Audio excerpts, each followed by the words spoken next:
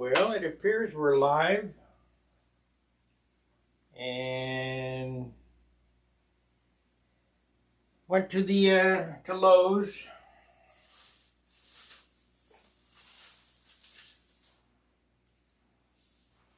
and I bought some sandpaper. The nice thing about this sandpaper buy is it was $7 for 10 sheets. That's 70 cents a sheet. That's cheaper than it was last year at this time. It was 5 sheets for $7.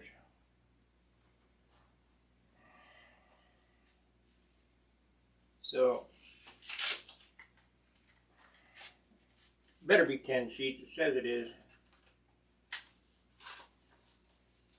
Looks like it. Anyway, I did some calculations today as to the weight, and if I can keep to my diet, it will be lighter. So today what I'm going to do is I need to work on these fillets. It's got some spots in these fillets that are kind of questionable as far as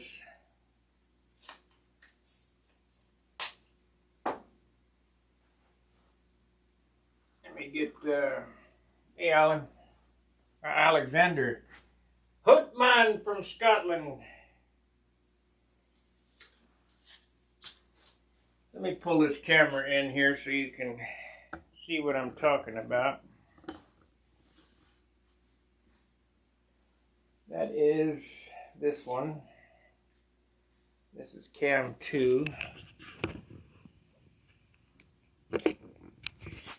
And we'll crop and zoom.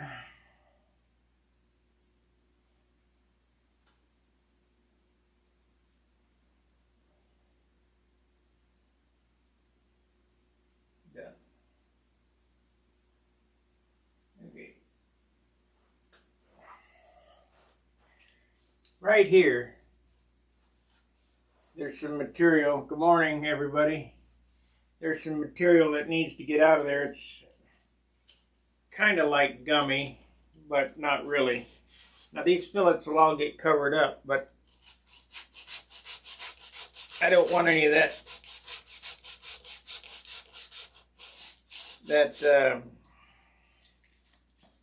stripper remnants left behind anywhere, so that at a later time I have a paint problem in the heat.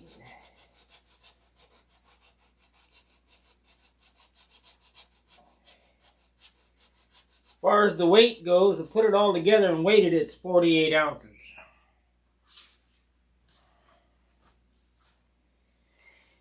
So with a 6-ounce finish, that's 54 ounces.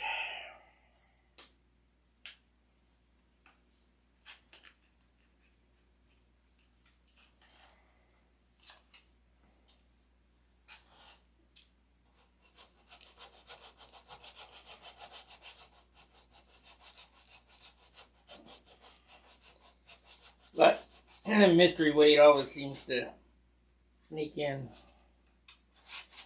So we shall see.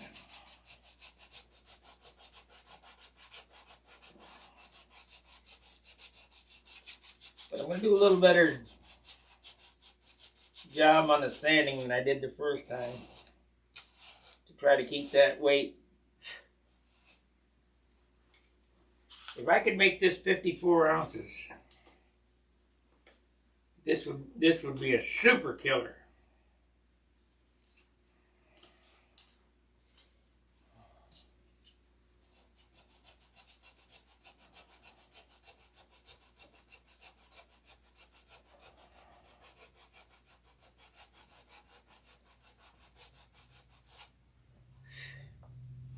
There we go.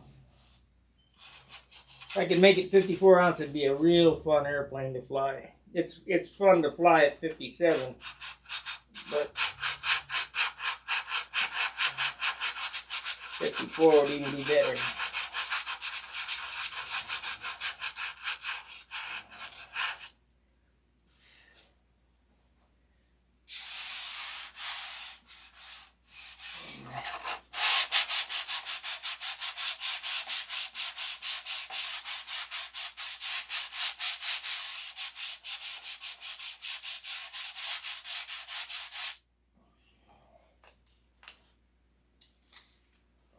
180, so I need to drop the 320 first.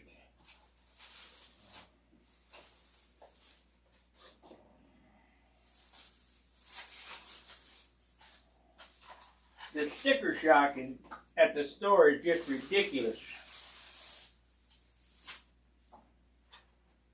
These batteries are $3.50 a piece. That's ridiculous. Let's go, Brandon.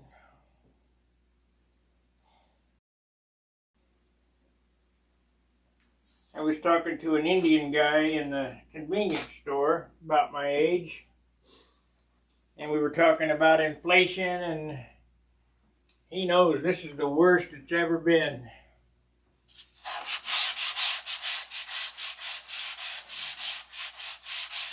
We got big problems coming. Oh, shoot. Yeah, I just broke a cap strip. Well, it ain't nothing for a stepper. I gotta get the covering on this thing.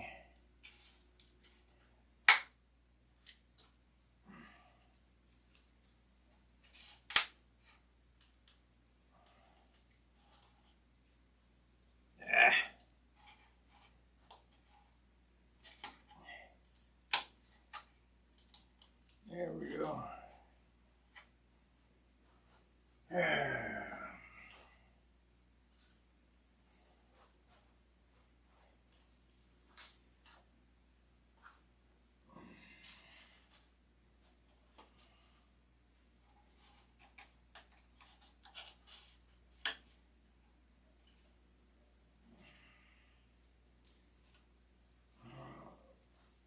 It ain't nothing.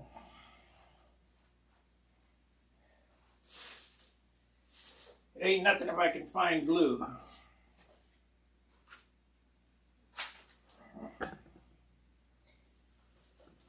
Yes.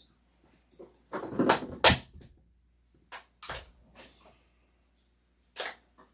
can find this big bottle of glue in here. That's Z-epoxy, we don't need that.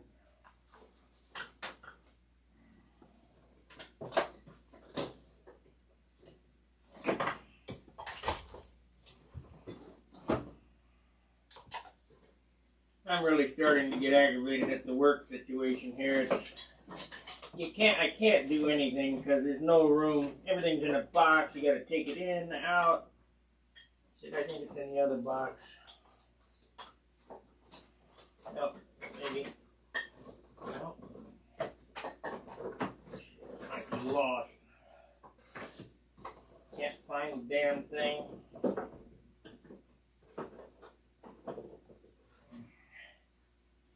Here it is, right here. Shit.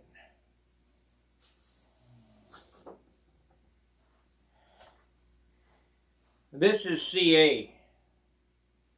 And this stuff is really good. It comes from Woodcrafters.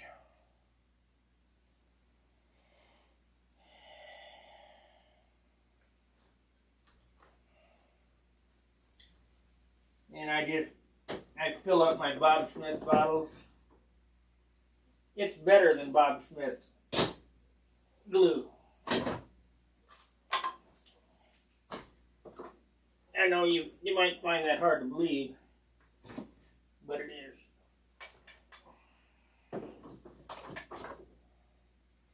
And of course I get the big accelerator too.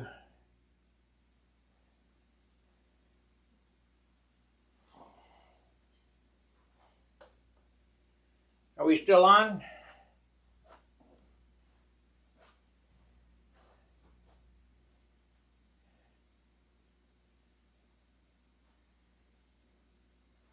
Yeah.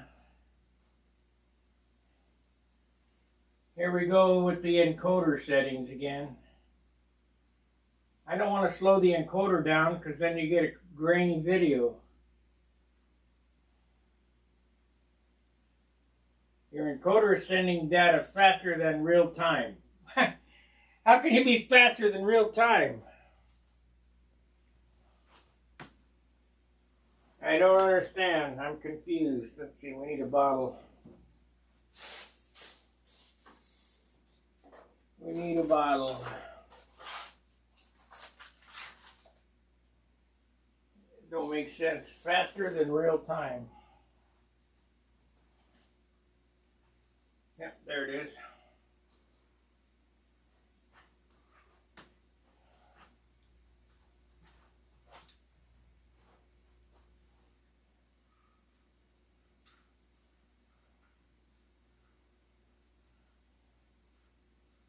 Yeah, that's what the TV, it says right here, your encoder is sending data faster than real time.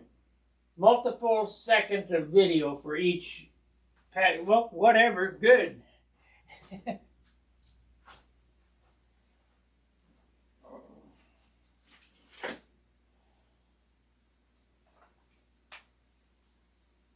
First it was too slow, now it's too fast.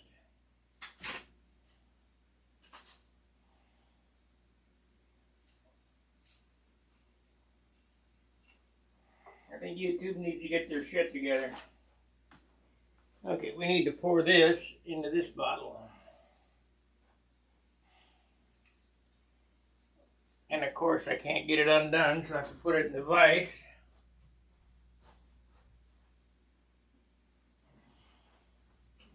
Hopefully not spill it all over the place.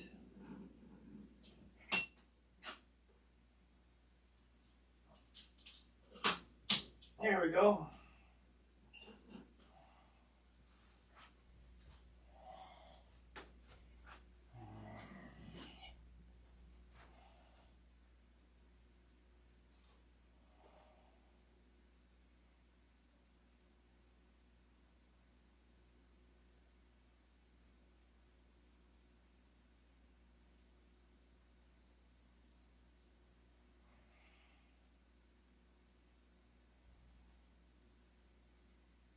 This pint bottle is about 35 bucks.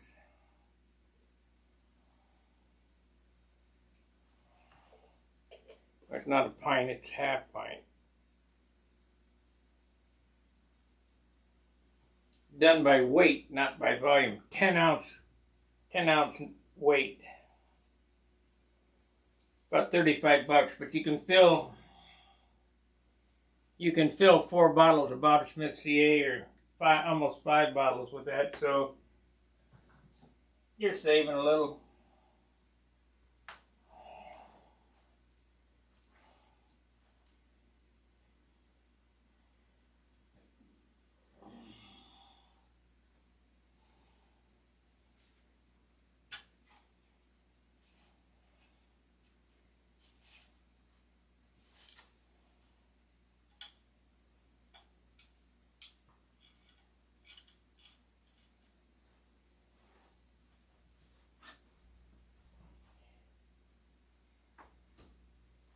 I think I need to zoom back out.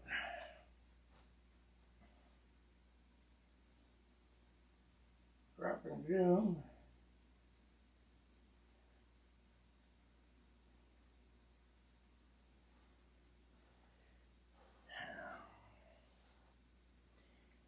Okay.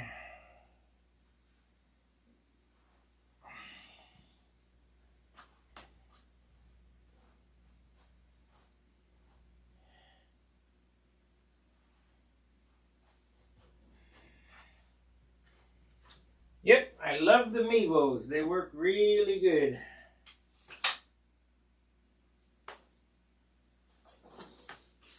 So, make another cap strip.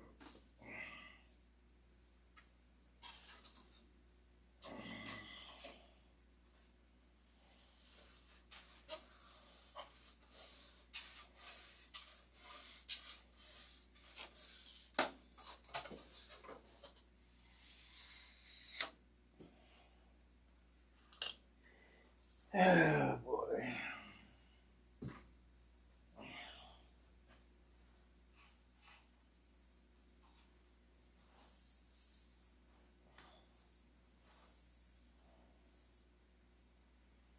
Now,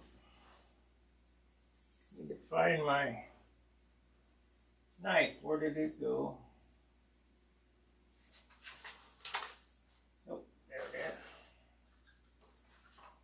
hiding, as with everything here.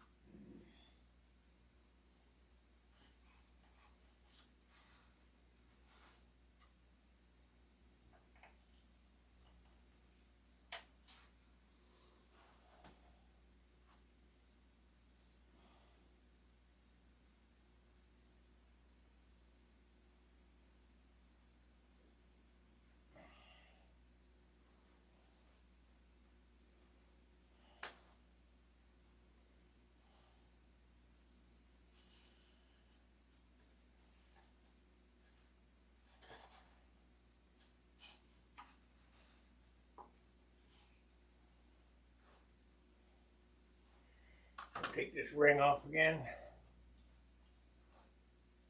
Don't need no dents.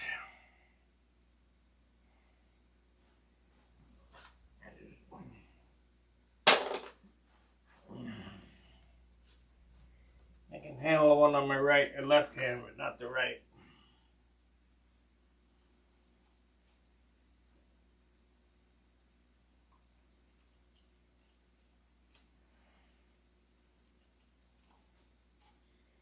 Well, these knife blades are shit.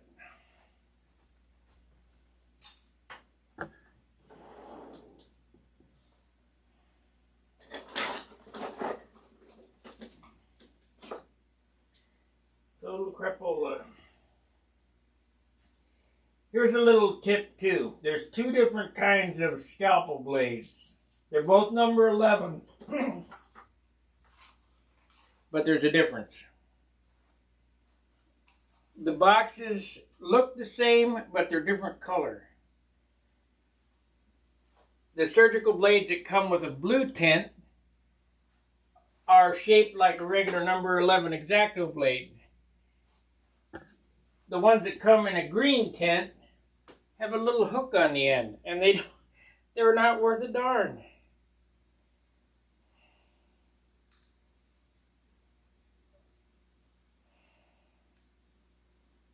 Come on. One thing I'm always worried about is sticking myself with these things. They're so thin.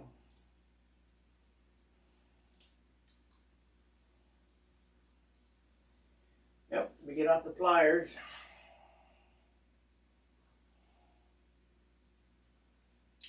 There we go. That's a sure way not to stick yourself to Tom Creasy. Starting to polyspan the P40, then back to another P40 and finish on the third one. Hey, why are you using polyspan? Polyspan takes more dope, makes it heavier.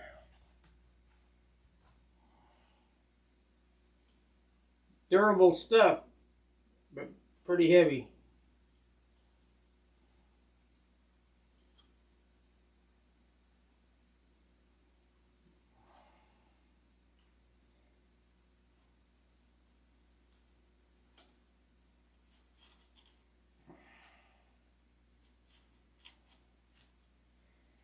When Hey Jack first showed me that stuff, I said, man, this is good stuff.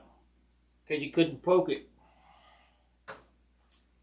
But after using it for a little bit and figuring out that it takes twice as much dope to fill,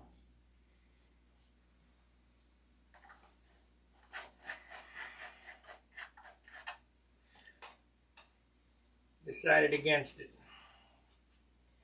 Okay, cap script repair went well.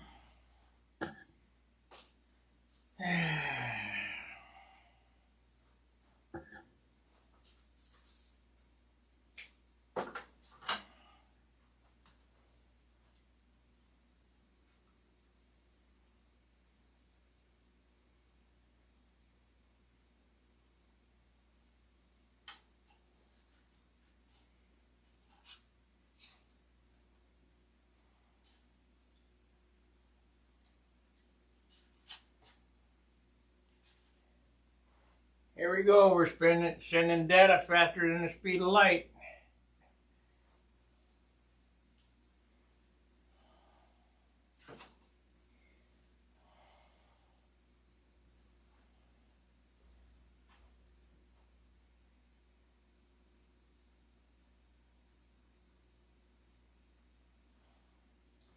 And don't use polyspan on the wood, you don't need it. Use tissue. I think we'll try to get that filler out. Oh, it's upside down this time. Okay, that's the one right there.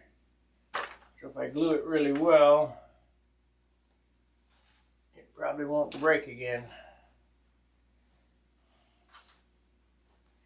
Either that or it'll break everything. This one.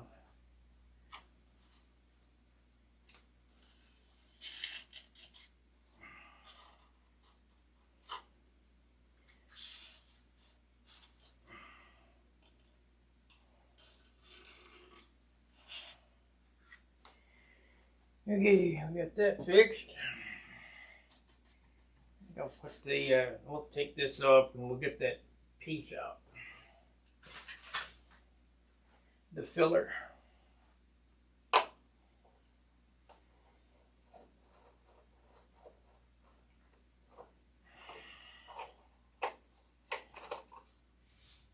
Okay.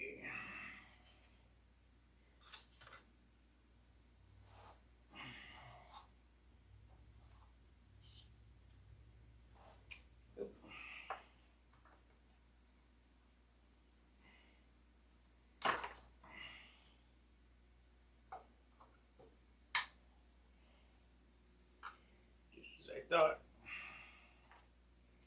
Nope, we won't be taking that out. We'll just be taking it off. Or something.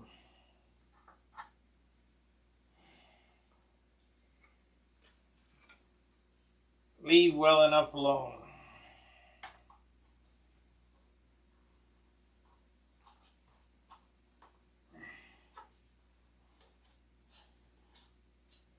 I don't like it.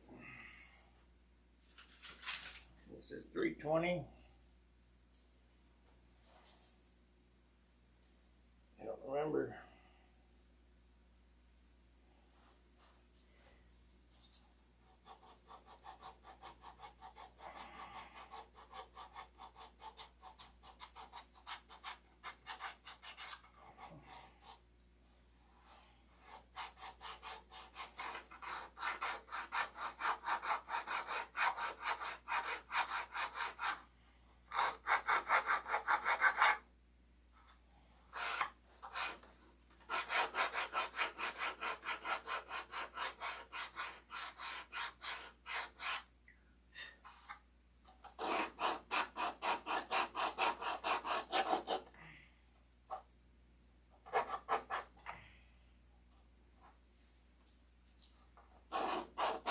A lot of detail sanding on this project.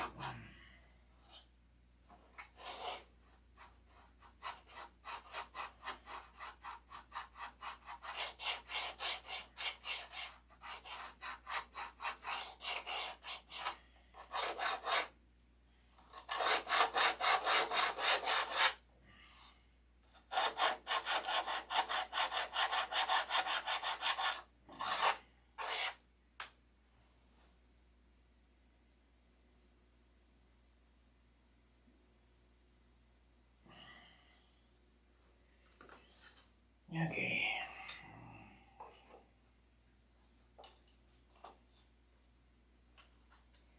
As a mechanic, if you're fixing something,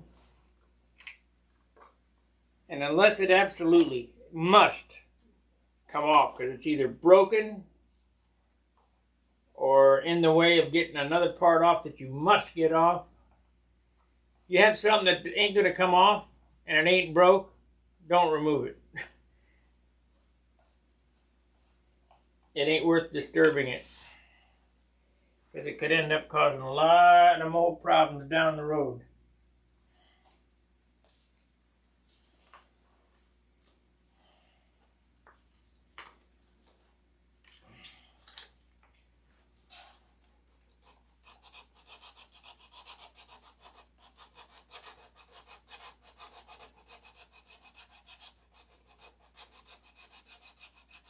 I don't think I'm going to get the dope today because it's too cold out for me.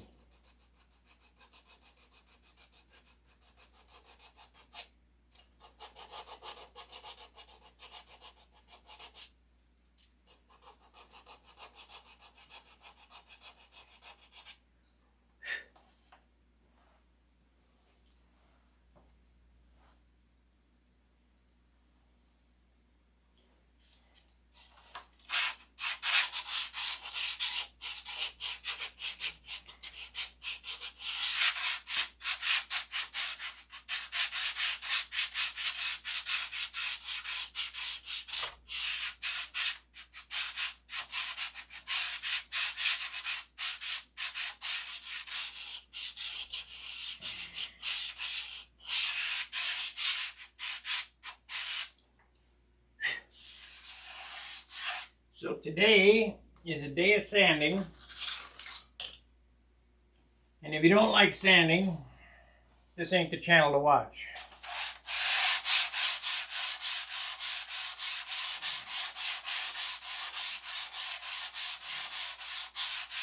And that's basically what the next 2 hours are going to be. Let's try the 600 on this and see what it sounds like. I want you to pay attention to the sound, not the sanding. The sound.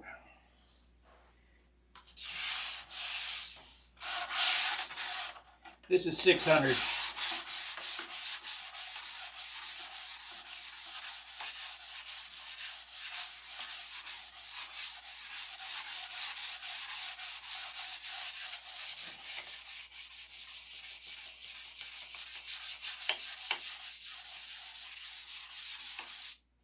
Let's see if we can get the sound to go here.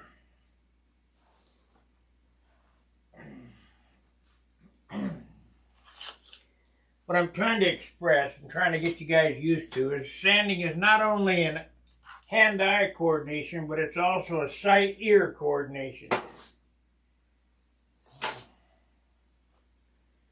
So we'll get this little block here. Now, when I first stripped this, stripper, then went with 180 sandpaper, and then sanded it all with 320, and now we're going to go with 600. And we're going to listen for the difference in sound.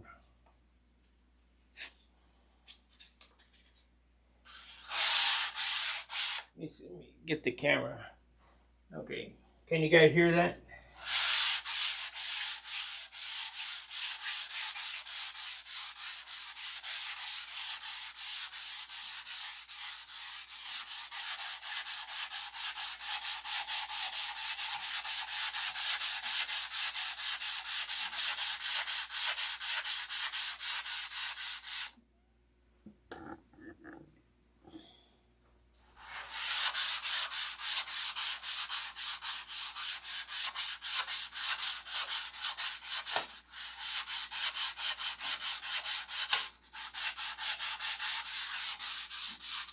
You hear it? Hear the sound change? It went silent. And this dope is dry. It's not wadding up on the paper, so.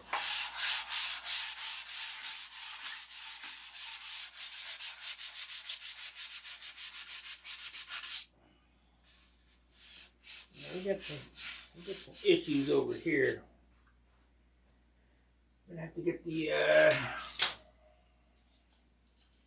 get the 320 or what? This is the 180. This is the 320.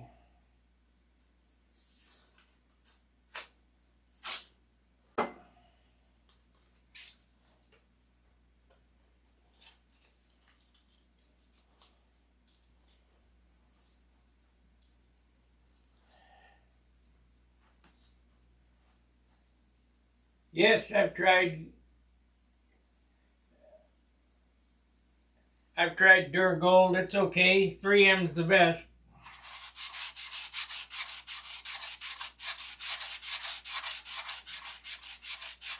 gonna pay for it, but it's the best.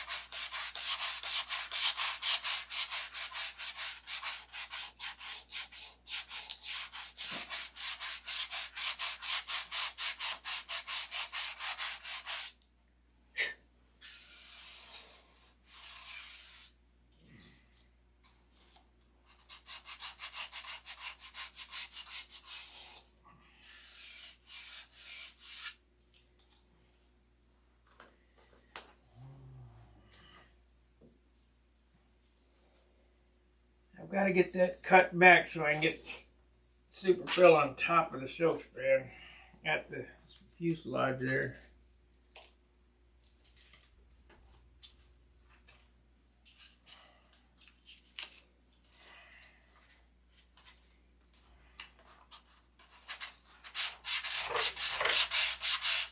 If I was ambitious, I'd get my boom out and put the camera over the top of the airplane. But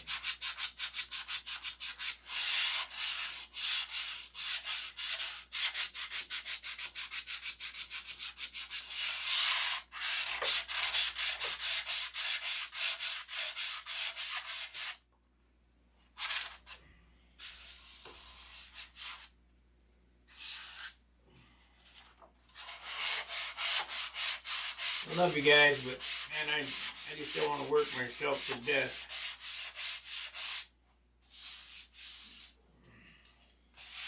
That's smooth as a baby's butt.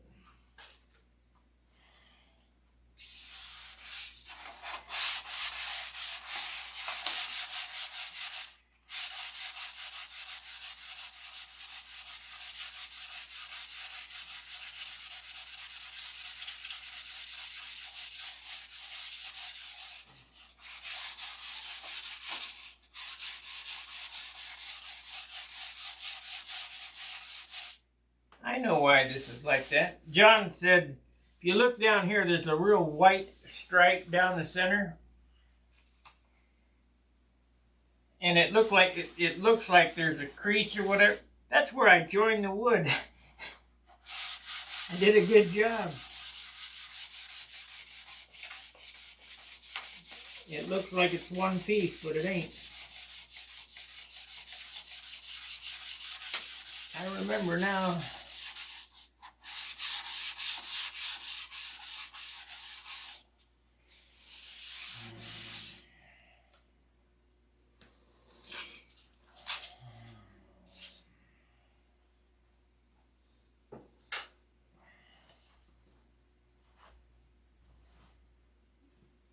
"39 views, 14 viewers now, 10 concurrent. Like, subscribe, say Jim. Sand on, you bet.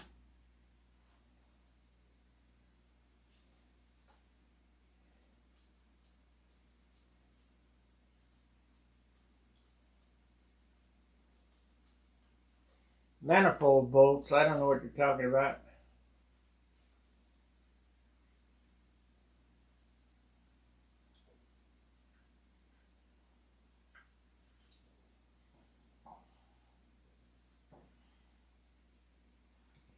I'm getting a drink of soda here, looking at the TV.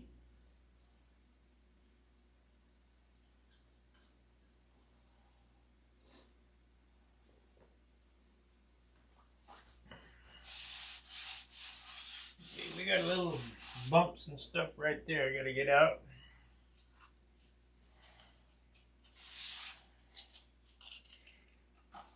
I gotta do a good job because the guy that's gonna judge appearance is watching me.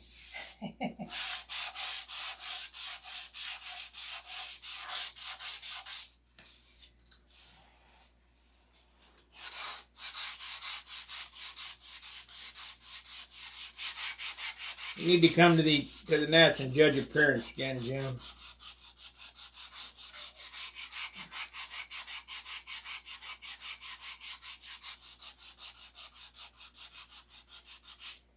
Do it like I did it though. Don't monkey around the old way. Let people handle the airplane. Man, that was a fiasco. Well, let me help you. No, don't help me. Just sit down.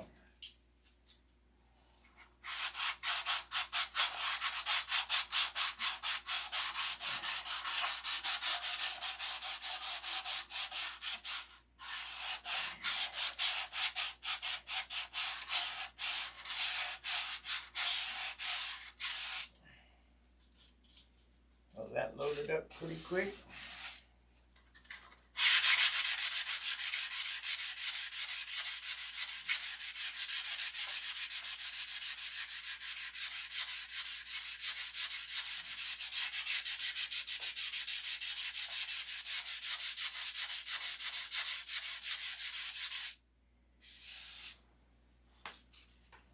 I am Gunnery Sergeant Hartman, your senior drill instructor.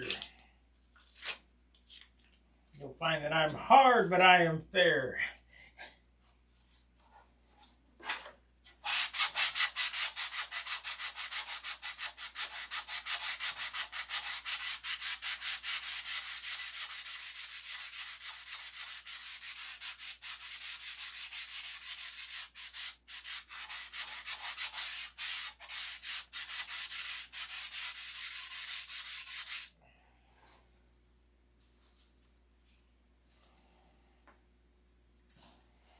So yesterday this airplane weighed 28 ounces. I don't know what it weighs today, but it can't be much more.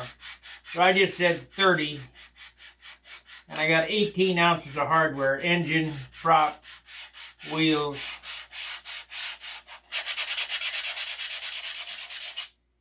So we're at about 48 ounces.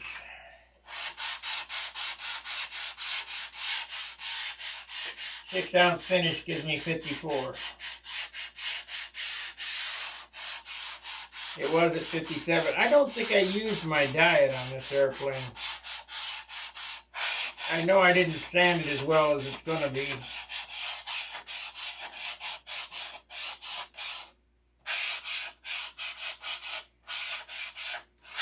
I have to go. The Junar paint series is on the YouTube channel. I'll have to go back and look.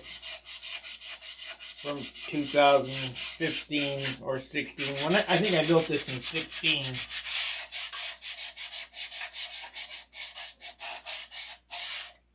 And it debuted in 17.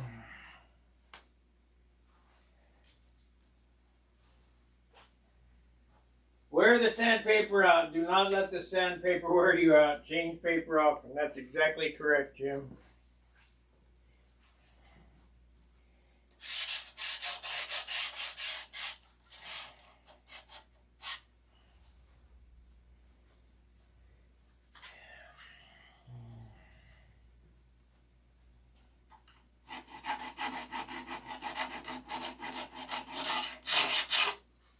Mr. Franco taught me that.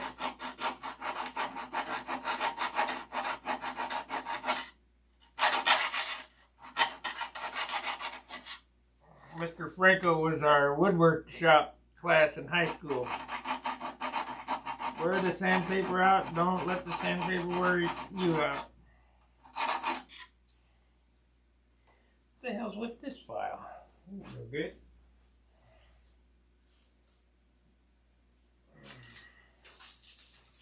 I find it unbelievable they sell such crap.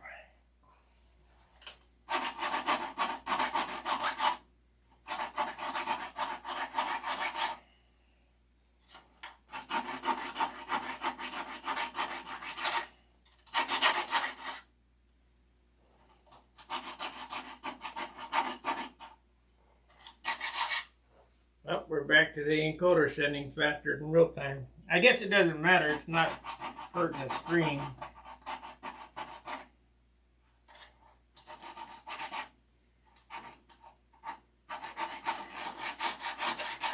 Because I don't know how you do things faster than real time.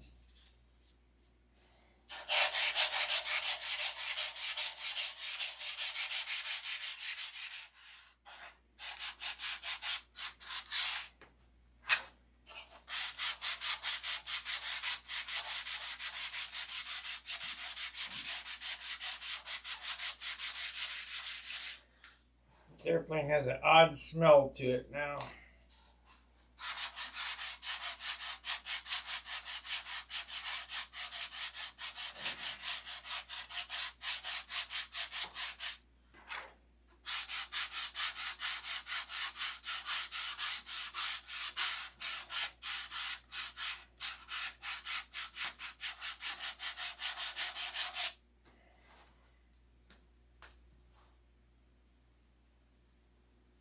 Yeah, if I used a belt sander, it'd go faster. It'd be lighter too. There wouldn't be anything left.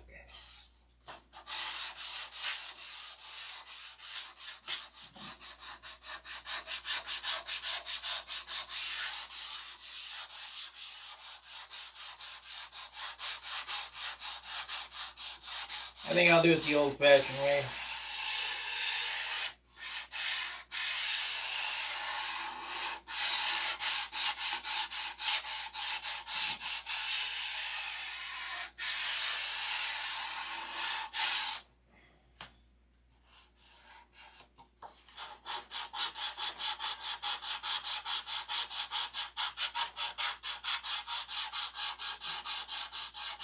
Now, you guys aren't here in person to see this, but this is coming out really well.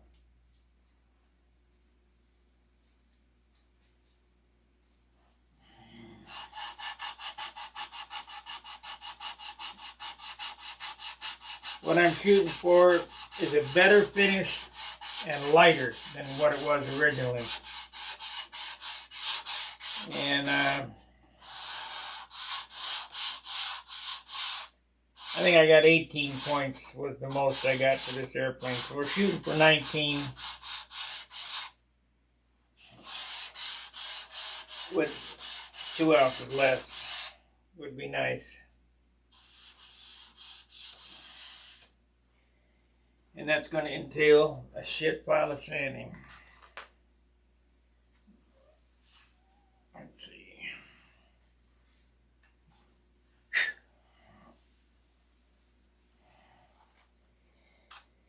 Change the sandpaper again.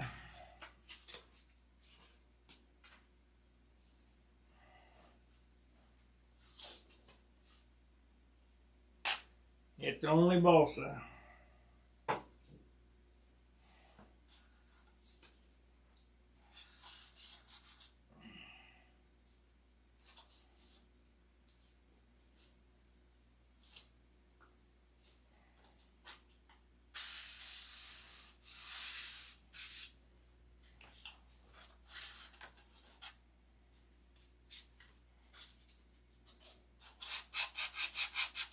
I haven't seen Frank's building service, one of RC models lately. I wonder what he's doing.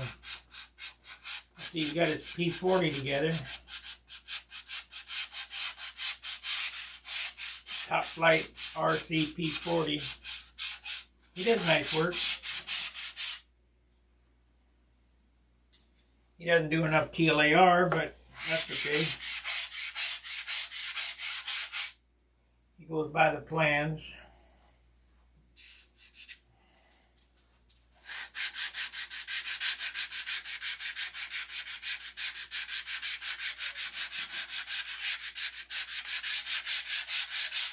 Yep, one more coat of clear, and then we'll put the covering on. Covering's going on next weekend, for sure.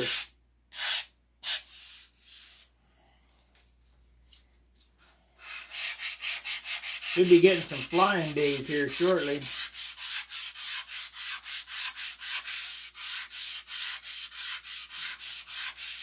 See, all this shit should have been done this winter.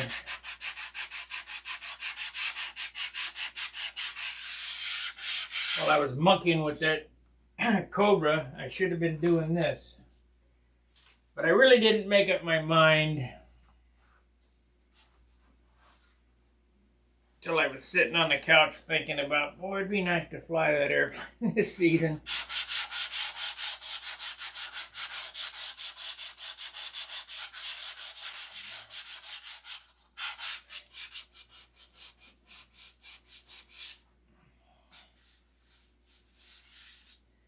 How am I going to dig that out of there?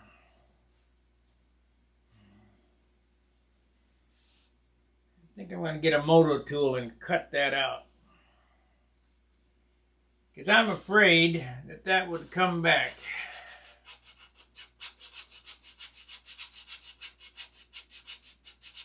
This looks suspect.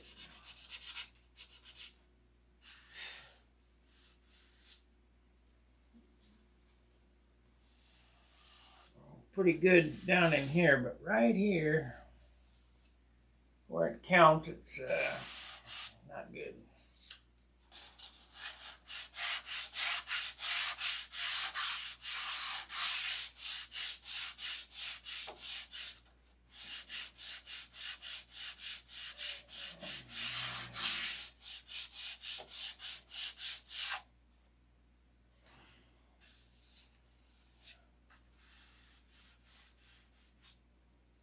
So, what are we gonna do here?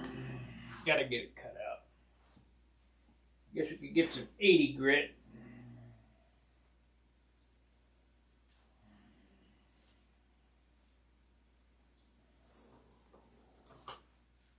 Okay, 80.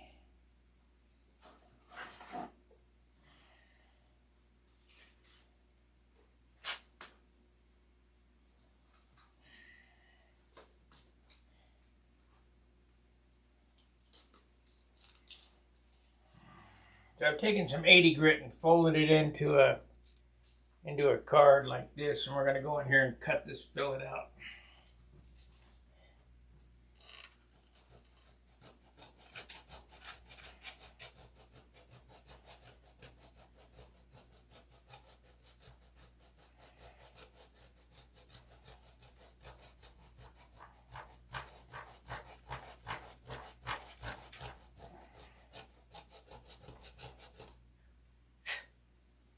That did it.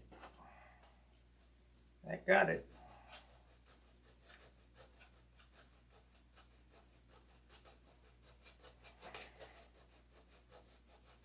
I might do that to all the fillets. All the way around. I think that'd be a pretty good idea.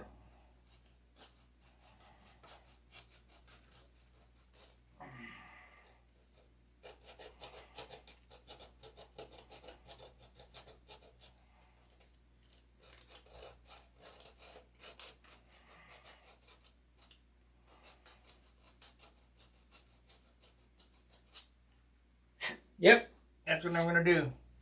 I'm going to go all the way down the line. Cut it all out.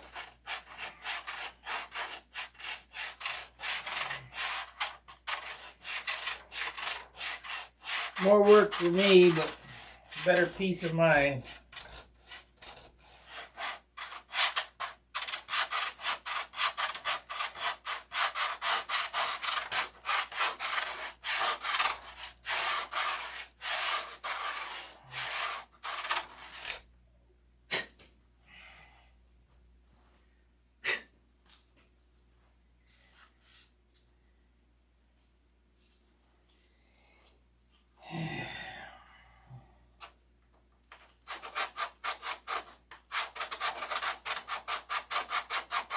I only want to do this once this season. I don't want to be monkeying with it before the gnats.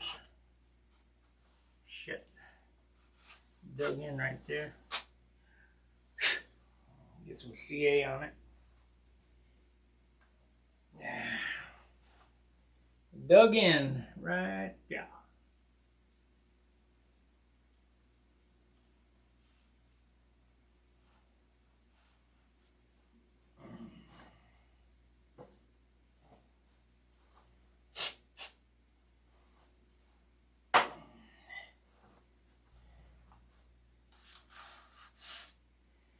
No big deal.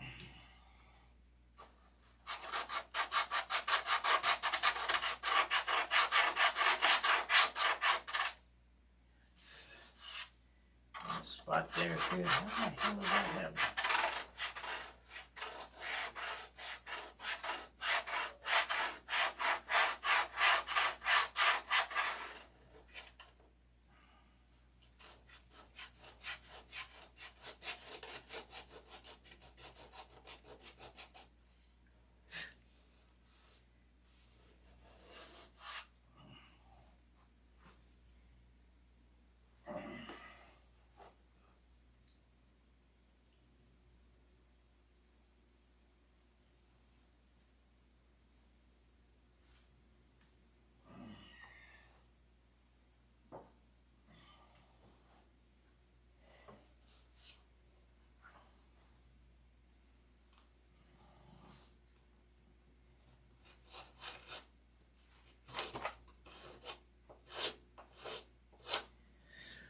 So what happens is the covering goes on this, and then superfill goes back over the top of this.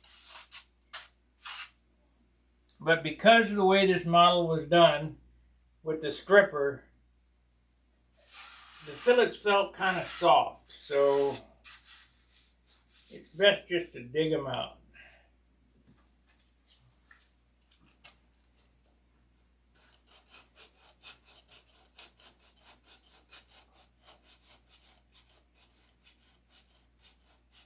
I don't want any bubbling fillets this season.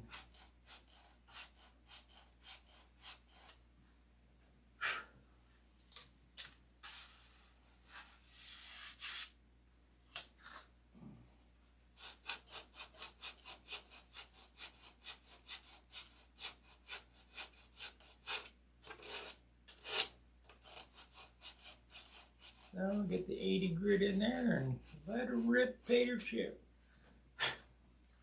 I only got 1, 3, 7 more to go.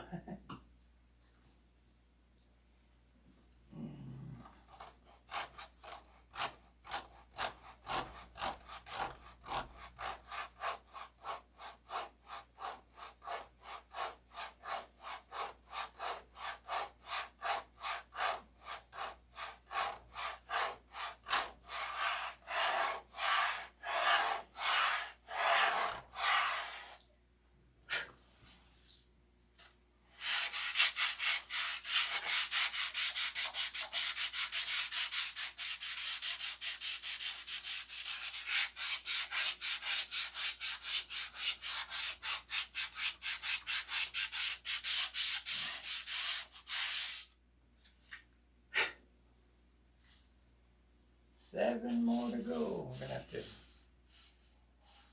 green pooty those areas. You see that coming. I'll do it after the tissues are.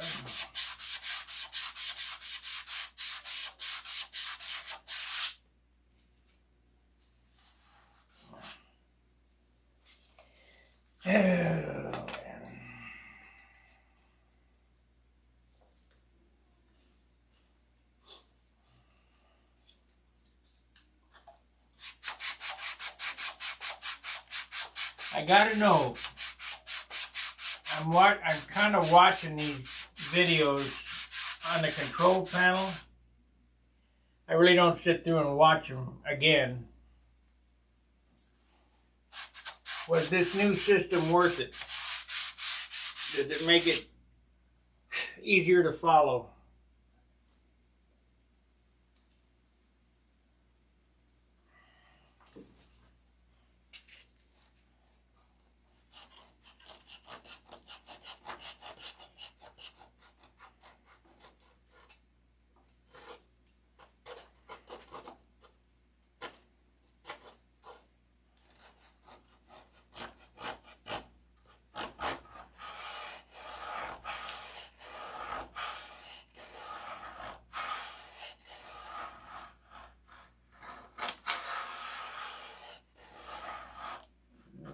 Cutting the crap out of them.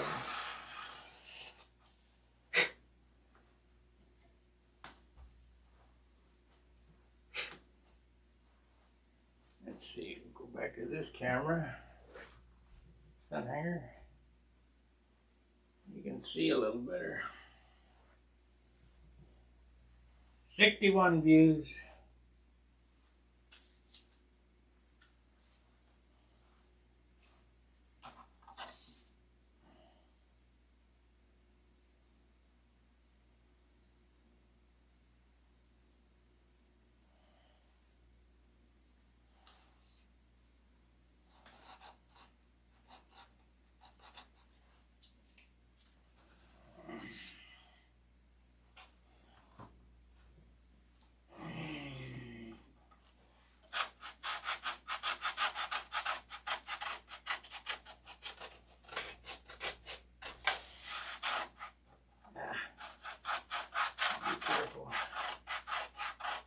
Dents in it.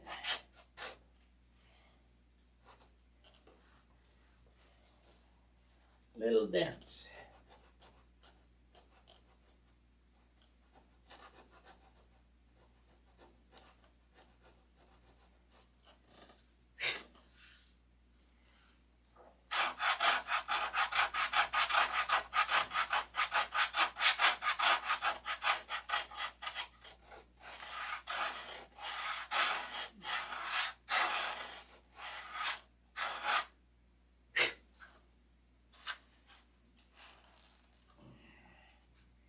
Didn't have much of a fillet in it to begin with, but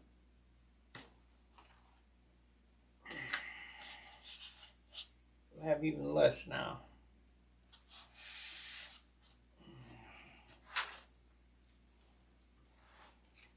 Let's see here. Let me take this off.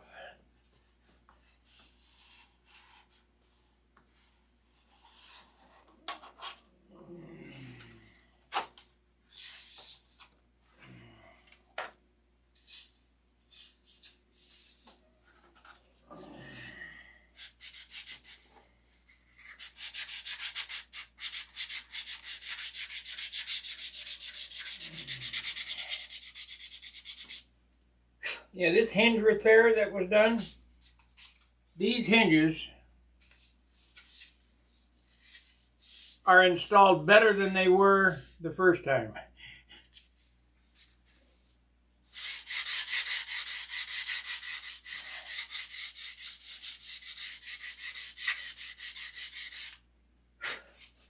So I guess if you're going to do something, you might as well do it better.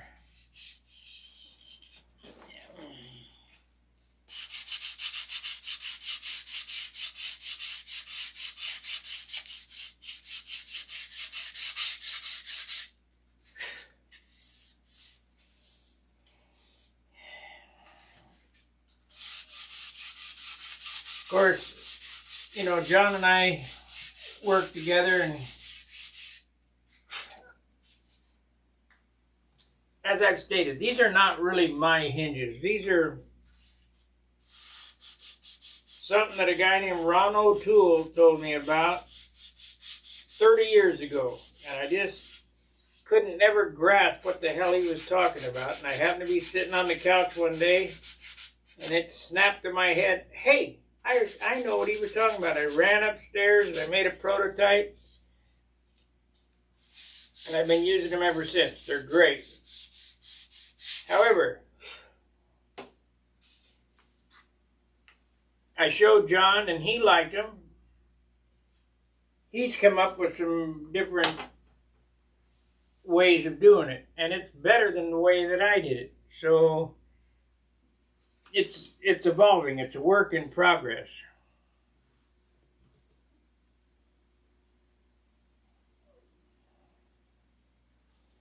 Oh yeah, I'm learning, getting better.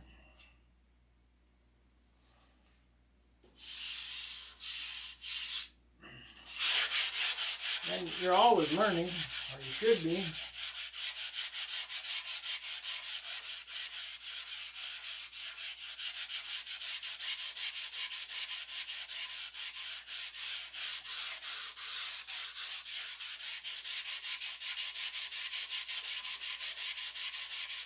You know, God gave you 2 ears and 1 mouth, so that means you got to listen twice as hard as you talk.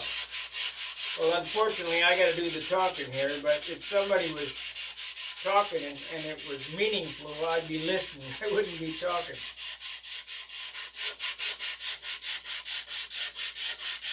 So, when I tell you the things that I do, it's a lifetime of experience, but I don't know everything.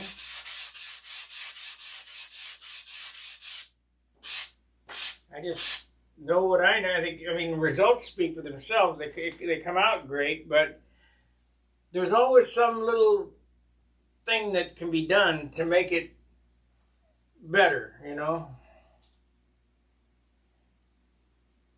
Yes, they're called pocket hinges.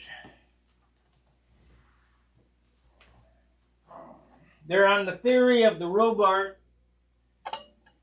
pin hinge. But I don't like them Robart pin hinges because you can't ever get them in straight and they always bind. That, and I didn't like the idea of plastic on wood. I like the idea of bonding wood to wood.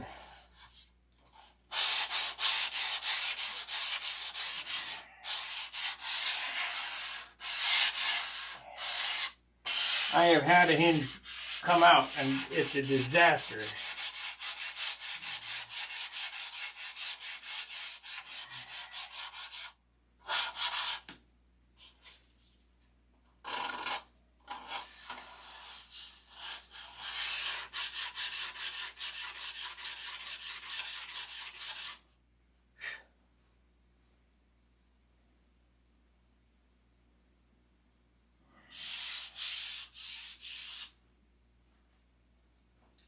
They're along the lines of a real airplane, how a real airplane hinges are.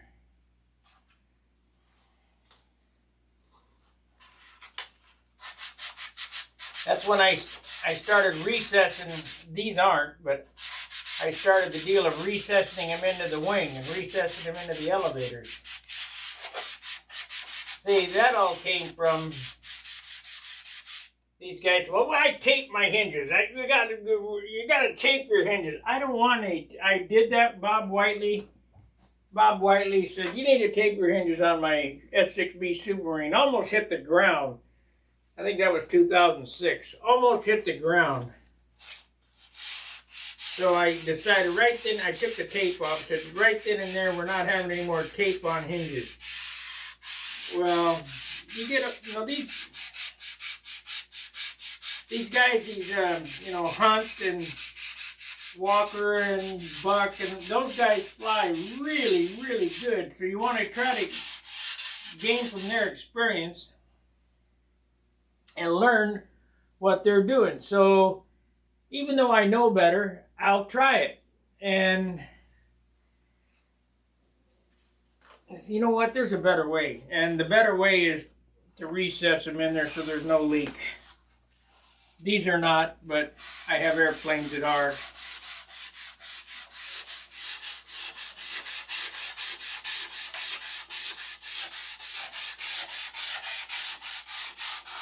If you guys want to tape your hinges, knock yourself out.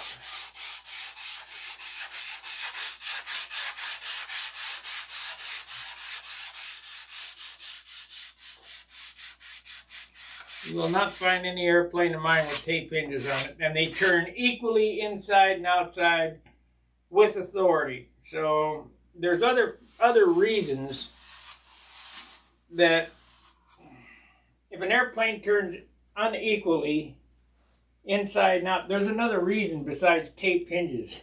There's an underlying problem.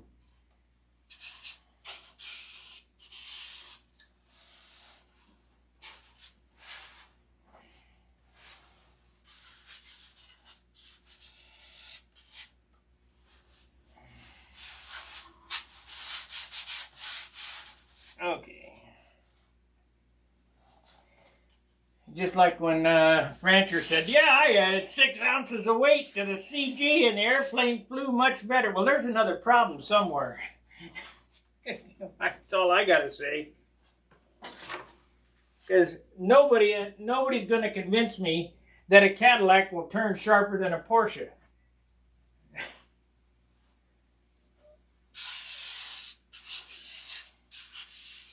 Ah, there it is. There it is.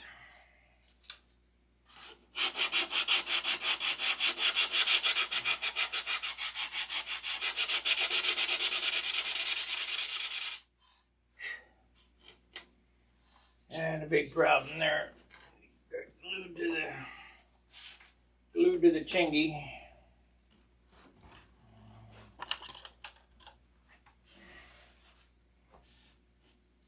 Yep. No Cadillac's gonna turn like a Porsche.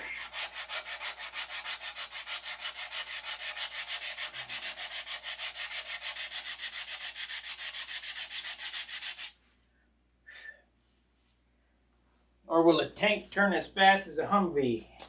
No. Pretty basic.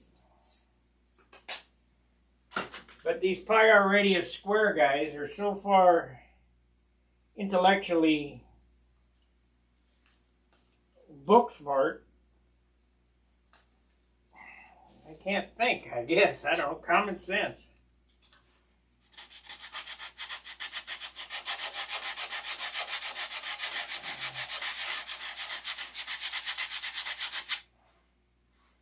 And I'm sorry if I offended anybody.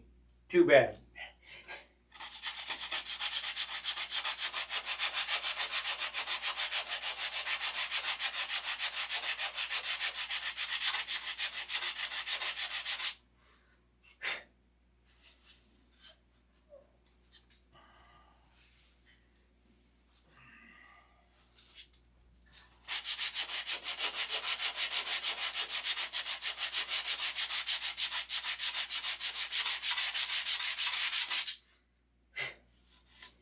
So basically what I got here is an airplane in 2 weeks that I could not have built in 6 weeks.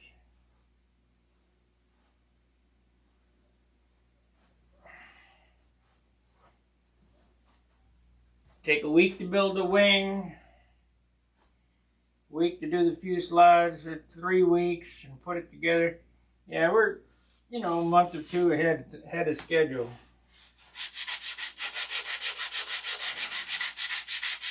And the wood in this airplane was my very best wood. I don't have the wood anymore to build this airplane.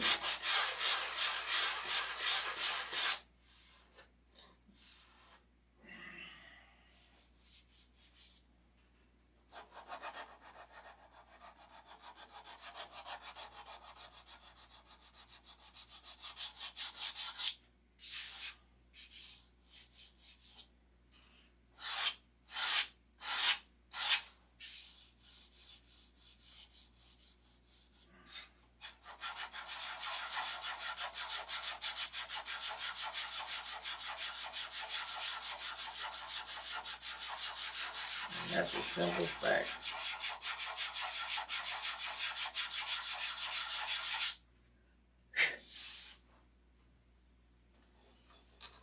These guys are building airplanes out of alternative material. Well, the reason why balsa was chosen is because pound for pound it's stronger than steel, or as strong as steel, or ever how they compare it.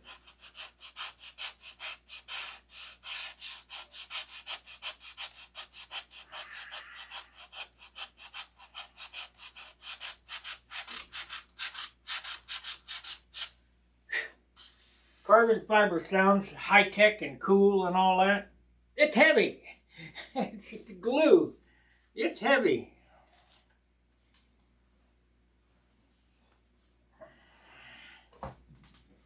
Now the Yatsenko boys, they got it kind of down to a science. I don't know how they've got that airplane to where it weighs 56 ounces.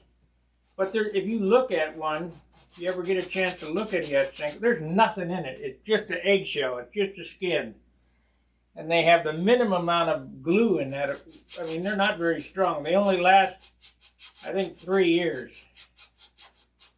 And then they start breaking up. That's why I ain't believing some of these, I can't say, but them Yatsenko should have been outlawed in our event long ago here. I mean, they're a great FAI airplane, but our rules state you got to be builder of the model, and anybody that's got one of them, I know damn well they didn't build it. And there's a real easy way to figure it out, too. Nobody listens to me. Get a Yatsenko that's built by Yatsenko, that you know came from Ukraine. Take the wing off and take one that's questionable, and if that wing fits on with 2 bolts and no jiggering around, no good. Can't fly it.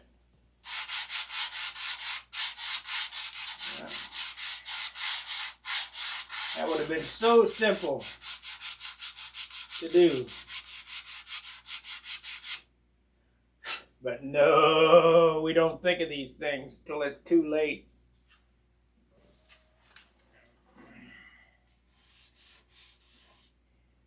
It's just like John built a Junar over his house, and I built one over here. I just gave him the numbers. Just the numbers. No plans, no drawings, just numbers. And I took my cowl off, and it will almost fit his airplane. Almost. But not quite. And that's the same way with the with any other airplane that's built out of a mold. I mean, I could build a Yatsenko, but nothing would fit a factory Yatsenko. Nothing would fit. Look the same, Probably couldn't get it to weigh the same. They got it down to a science. But nothing would fit.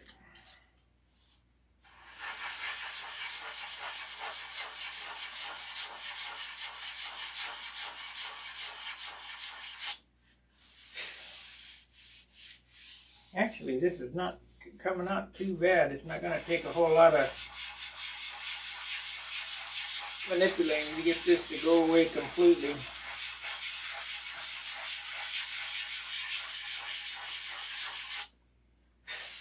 My thought was next weekend, thank you, Kevin. My thought was next weekend, cover this thing, cover the fuselage, bring it home, put the fillets in it, and I'm going to use DC 540 on the nose, back to the trailing edge on the fuselage, and then right here. But that's it.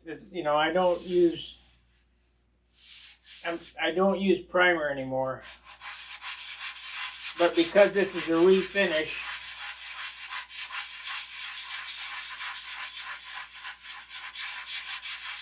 I kind of need to see where I need to straighten the bodywork out, because I can feel it looks good and it feels pretty good, but I'll guarantee you that in the sunlight, unless this is absolutely perfect, which it will be with primer, you'll be able to see waves and stuff, and I can feel the waves in this, and I need to get primer on it to get it out of it. You put the primer on, sand it off, primer on, sand it off. I get most of it straight. That's what a guide coat is for. You prime something and then spray on a guide coat and then block sand it until the guide coat goes away, then it's straight. If you use a big enough block.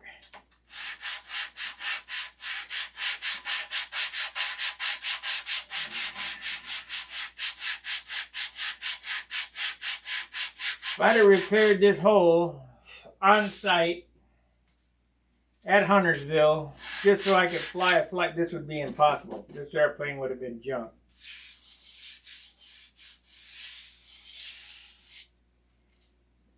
Same with the year the stab broke on my Thunderbolt at the Nats. I think that was 2005. And Warren said, yeah, I had two Thunderbolts. I said, Warren, my stabs broke. Well, you got to fix it. No, I'm not fixing it. I'll go home. I'll quit. So he let me fly my other one. They both looked the same. I mean, the appearance, I wasn't going to win anyway, so it doesn't much matter. I just wanted to fly.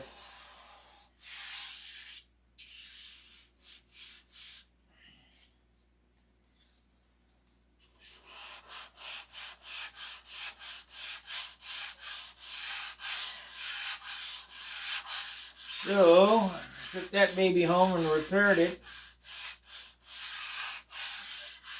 Cut out the tail wheel and repaired it from inside.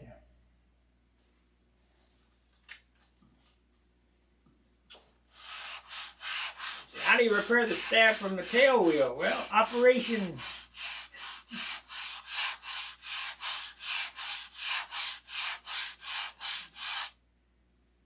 Yeah, we're pretty close to.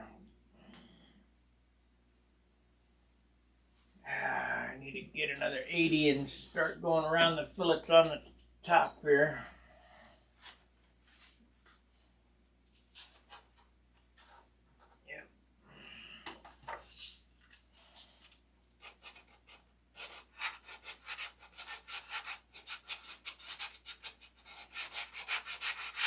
Yeah, we'll get another 80 cut and we'll go around that fillet there and cut it out. Not like I want to. Hey, Frederick Zeller. Is that Fred Zeller that I know? No, can't be.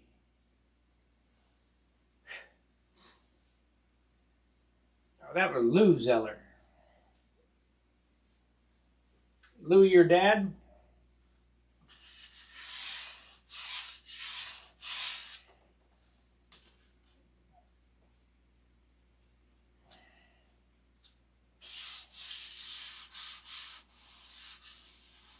Man, it came out nice.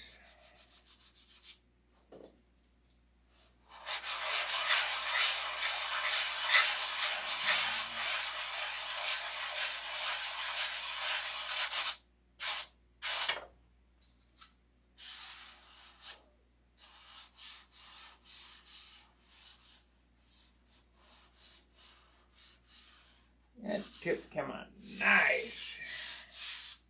Can't complain about that.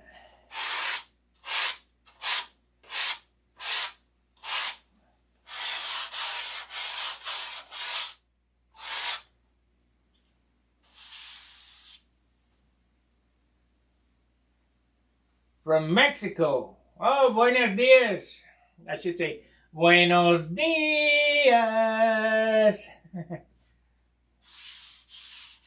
Pretty quick here. Buenos tardes.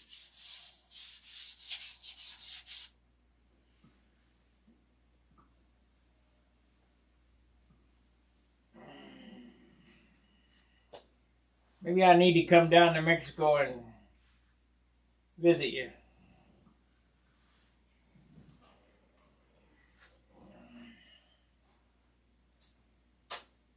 Okay, let's get another piece of 80 and fold it in half. Won't get it as big though. I don't want to waste that much paper.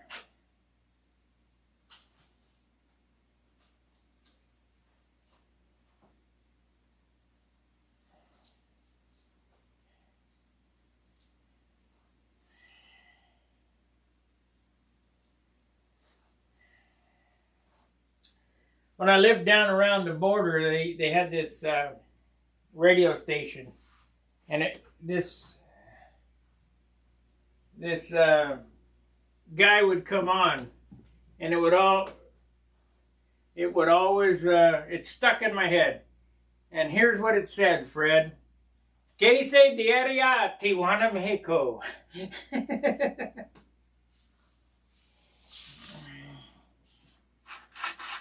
Radio Mundo Uno.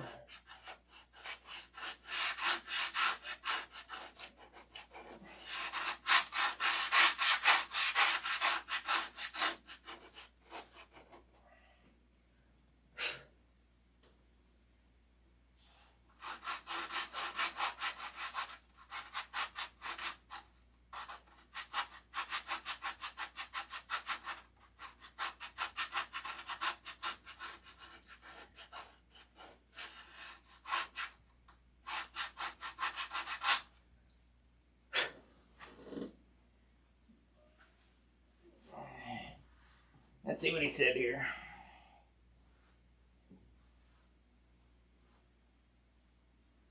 Oh yeah, I'm in a good mood. I mean, what? Only thing I don't like is Brandon. What am I gonna do? Nobody's happy with this clown.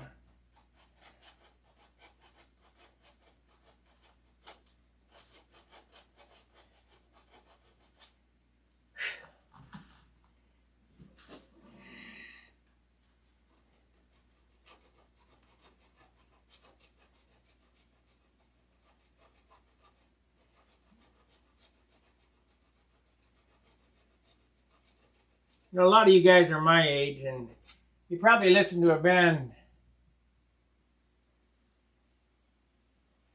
Carlos Santana.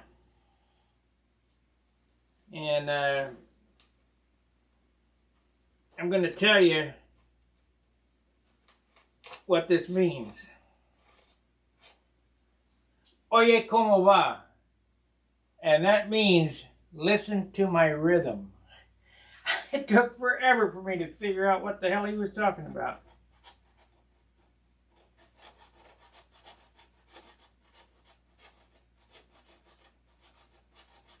Just a little bit of trivia for you guys, so you know what Carlos Santana was saying.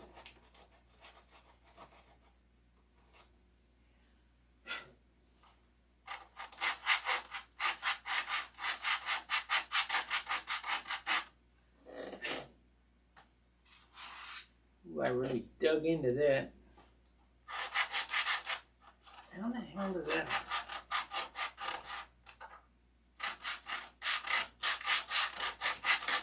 I have to be more careful.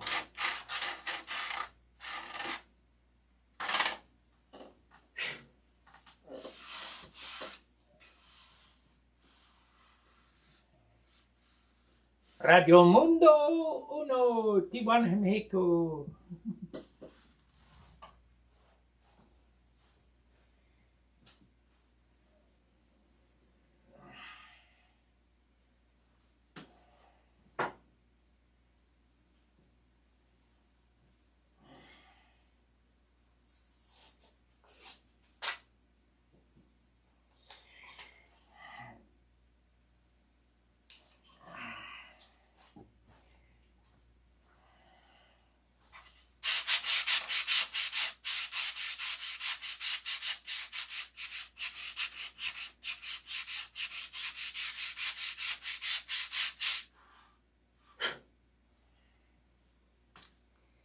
I don't know what they're going to do when all the Mexican people get over here and they start voting Republican. Probably. Shut the border like they did for the Cubans.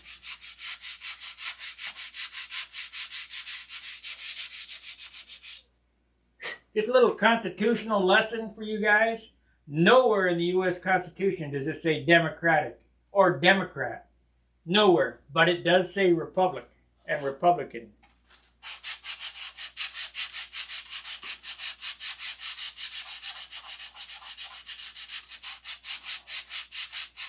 You know, everybody says the U.S. Constitution. Them guys were brilliant. You know, 200 and some odd years ago, and it still stands today. They were brilliant.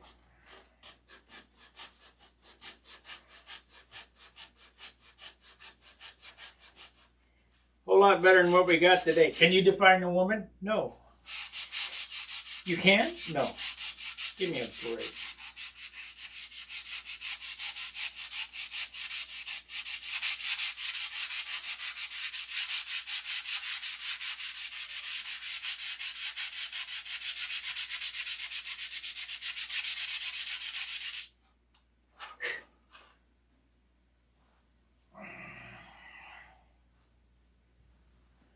I've been sharing your post to other RC guys, telling about your... Oh, thanks.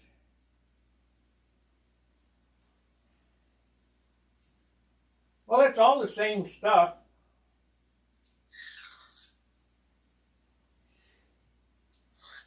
I was going to build an RC plane, but I ended up selling it to Dan Winship.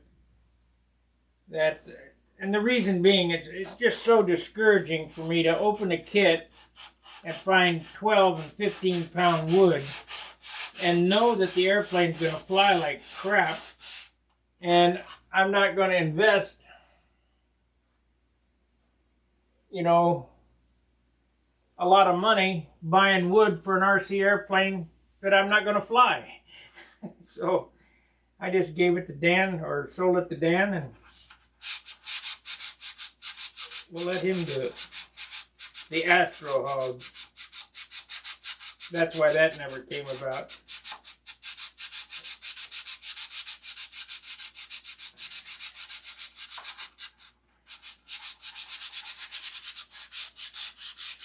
The only difference between these and RC airplanes is this is wood. RC airplanes are foam. I cover with silk span. They cover with monocoat. The wings are there's a symmetry in the wings, meaning that the inboard wing is usually 3/4 of an inch longer than the outboard. The alignment's the same. Everything is the same, except for I don't put servos in my wing. I use a bell crank. It's all the same stuff. The principles are exact. I'll tell you what. I could build a real I did build real airplanes, but you could build a real airplane if you know enough about model airplanes. You could build a real airplane using your shoe. Trust me. It's not rocket science. You don't think bicycle mechanics got that airplane to fly because they were educated at MIT or Stanford, do you? No, they were bicycle mechanics.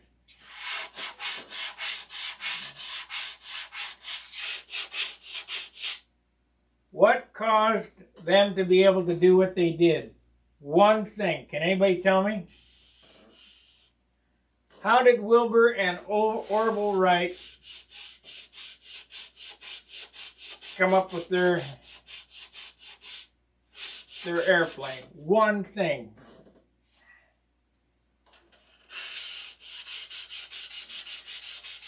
And my dad taught me this when I was a kid. One thing. And I'll tell you guys, as soon as somebody guesses, I'll give the answer. And you go, hey, why didn't I think of that?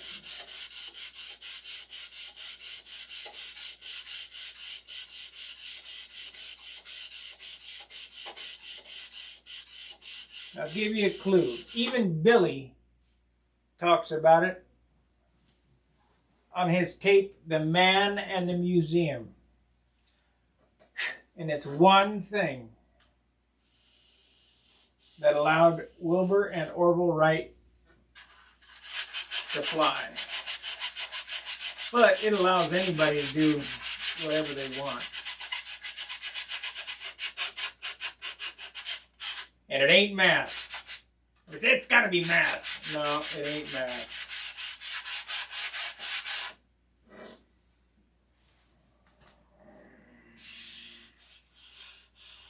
Listen to, I mean, of course, math would help, but it ain't math.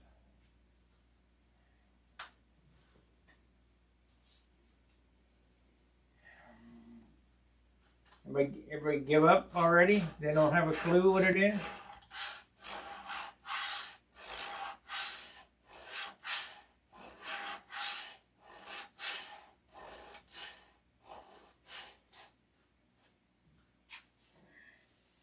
Come on, Yogi, you can guess.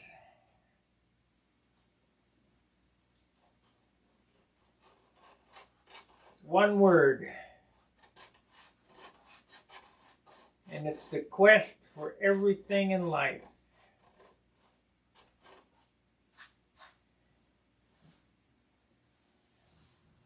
Let's see what he says. Perseverance is a good word, but it ain't the word I was looking for.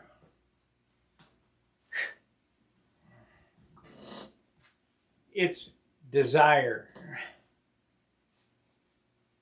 My dad, when I was a kid, said, you can and will do anything you set your mind to. Now go do it.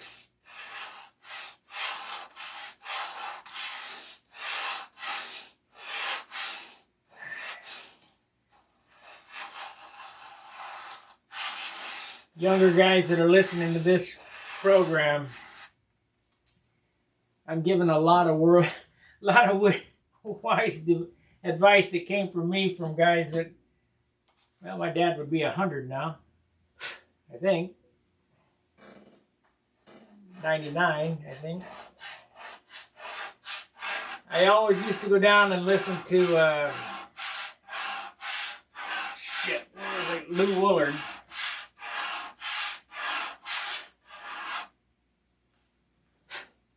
I mean, he'd be sitting by himself in a chair. I guess he likes sitting by himself in the chair. And I go down and talk to him and ask him nothing about airplanes, just stuff. Wealth of knowledge.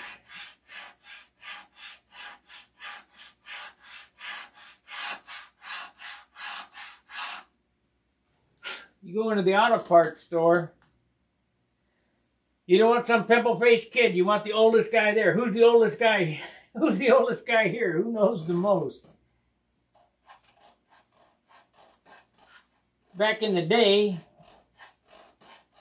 when I was younger, you could take a part in the parts store and say, I need one of these. And so the guy would say, oh, that's a 53 Chevrolet Bel Air. Two-door, yeah, but it doesn't fit that. Don't worry about it. It'll fit. Now, shit. You got the part number?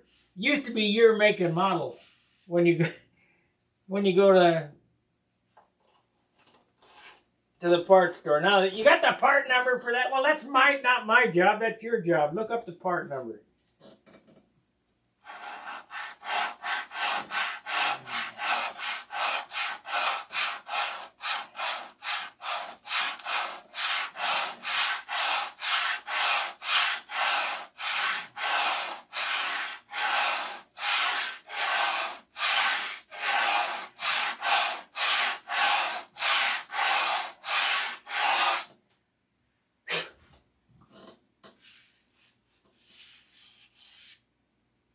Well, we've cut the fillets out of this thing, out of the wing anyway.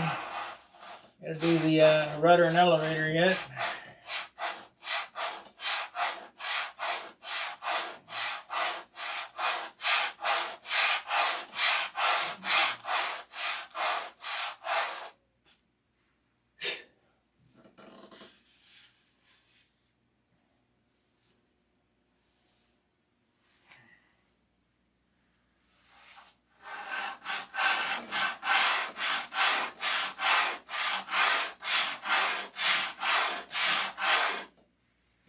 Jack Northrop designed the B-2 bomber, or the B-1B, or the Flying Wing from a seed.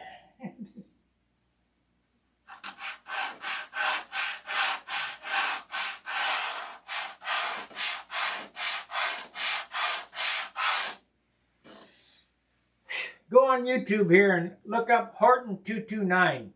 Boeing tried to build a Horton 229. It was the first stealth aircraft. It was made out of beech plywood. They tried to, and I've said this before, they tried to mold a canopy, and I kept looking at the TV. You guys are doing it all wrong. Now, these guys are book-educated engineers.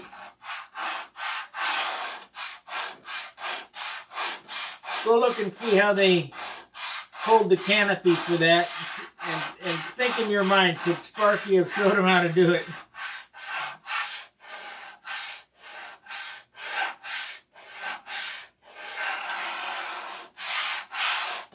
They got no clue what's going on. Book-educated morons.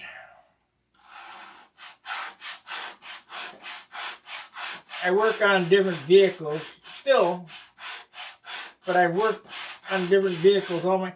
You would think, matter of fact, I know these guys never have turned a wrench in their life. Like a V-rod. In order to adjust the valves, you got to take the motor out of the frame. Give me a break. I look at these cars. You can get it, the front 4 cylinders okay, but you'd have to drill a hole in the firewall to get the spark plugs out of the back cylinders. Kind of moron design shit like that.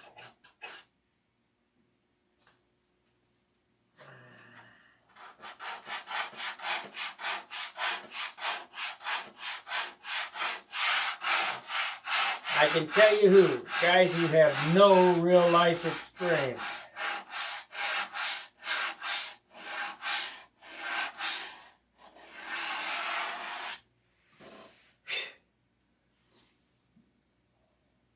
Why does Stunt Hangar 99% of the time work? Because I'm not monkeying with it. I can monkey with it if you guys want. Once I got it figured out, leave it alone. It's working. They keep wanting me to update different shit. No, you update your own stuff.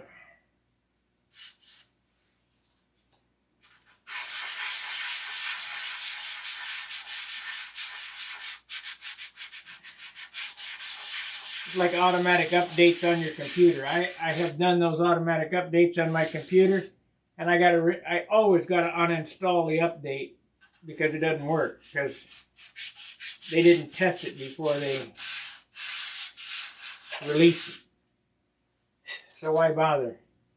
Wait about 6 to 8 months and it should be okay. After everybody's complained, it doesn't work.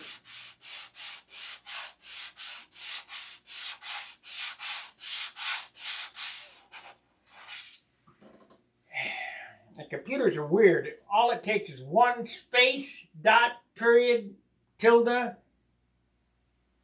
asterisk, off, and the whole thing's screwed up. I won't see nothing. And there's a lot of mistakes go on.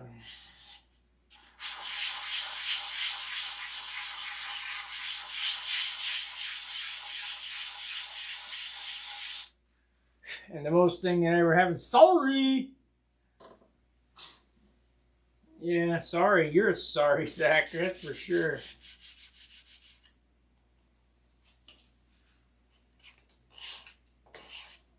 Sorry. I don't cut it. See, a mechanic has to be right 100% of the time. 100% of the time. I mean, there's never fail. You cannot make a mistake. You make a mistake, it's a disaster. Okay, we did that. Let's see what this looks like on this side. I got that one cut out. I got that one cut out. So it's basically just the elevator, or the stabilizer. Let's put the flat back on it, and I'll start sanding with 600 on the front half anyway.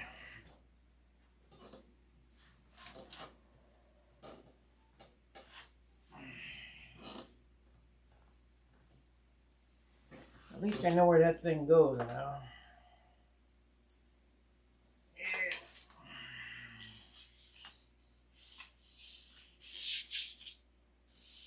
I got this pretty sanded good.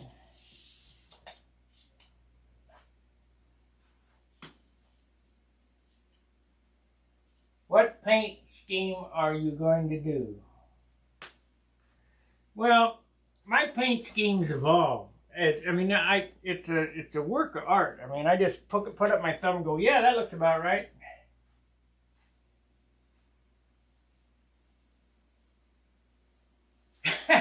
Yeah.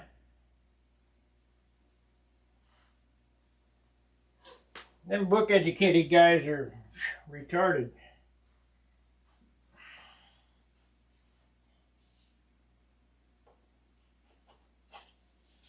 Got no common sense. Hey, when you're out of money, you quit spending. You don't print some more.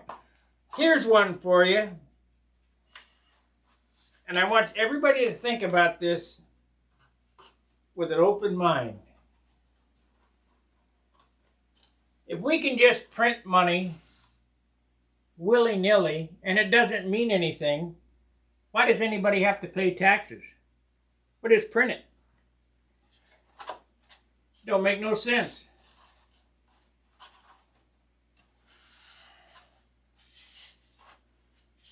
I call BS.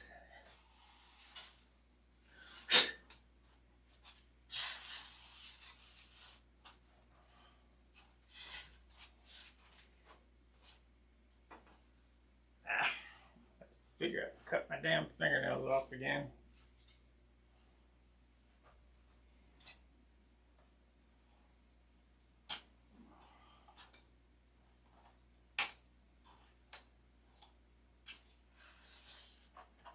There we go.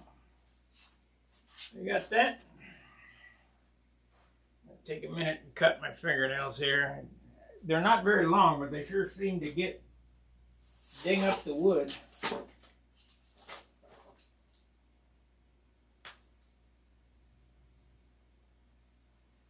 Are we still live? Yeah. Doesn't look like, sometimes it looks like I'm froze on there. Oh, shit. Here's another thing. These don't even work. They're like cheap. So I gotta get out the pliers. Nothing works. When I was a kid, it was cheap Jap crap. Now it's cheap China crap. So you get the pliers.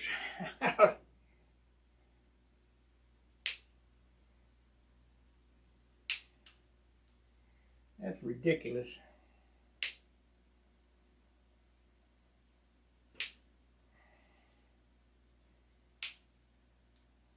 get my electrical Nitbex side cutters at work, and I'll cut my fingernails, and people are like, what are you doing?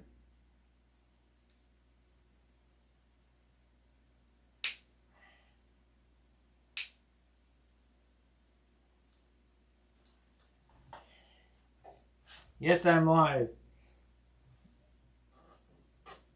I get a kick out of it.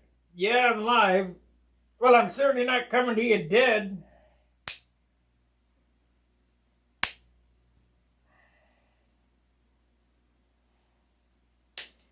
There's another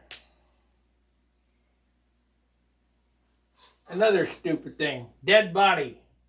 Well, if it was a live body, it'd be a person, so it's just a body. Shit.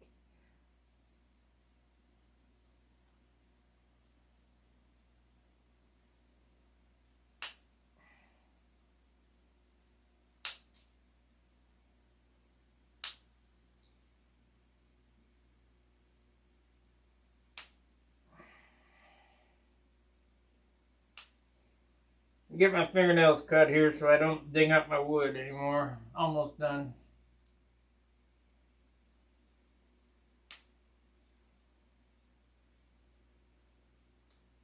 I bought them fingernail files yesterday. They don't work. They used to work.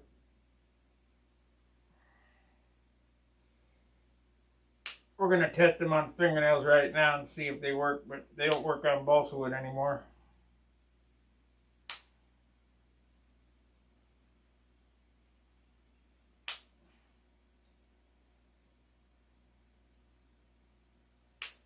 Okay, let's see what they say here. Better than the cutoff wheel, yeah? Bad thing about cutoff wheel, it gets hot.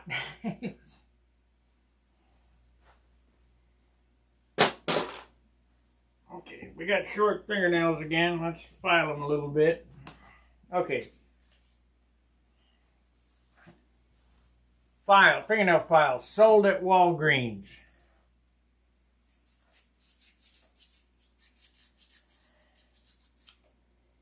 Yeah, they kind of work. I'll tell you, ladies, I know there's no ladies watching, but maybe the wives will hear me. If you think these are any good, you're mistaken. Have your husband make you one of these. This is a popsicle stick with whatever sandpaper you want on it. Sticky back sandpaper. 180, 320. Look at that. It's so much faster. These are crap.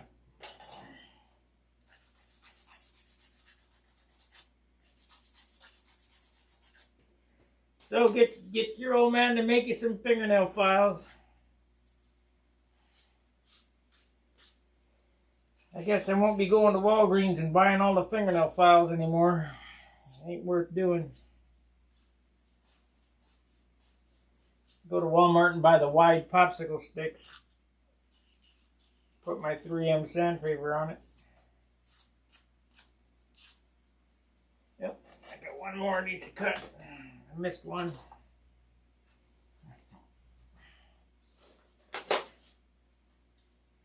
$19 likes. Well, we got 17 viewers and 19 likes. That's a good deal.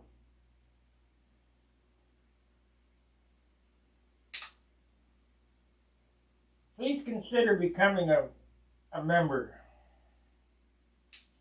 When I get enough members, I'm going to do more for the members. But it's hard for me to justify making a video for 10 guys.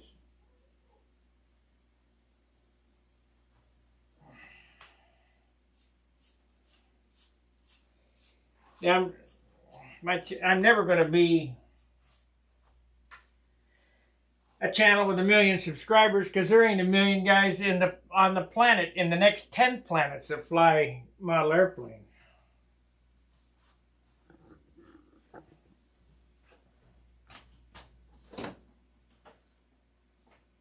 about 3,500 guys on the planet that fly model airplanes, and we all know each other. So.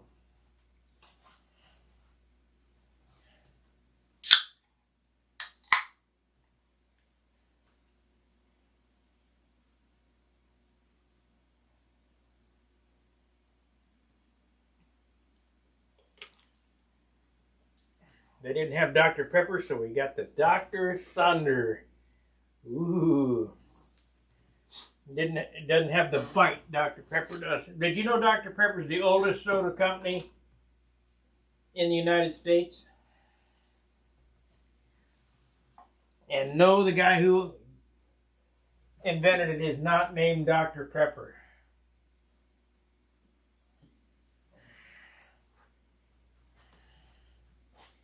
Back in the day, they had soda fountains. So they had carbonated water, and then they'd make syrup and mix it in the carbonated water, and that was your soda water.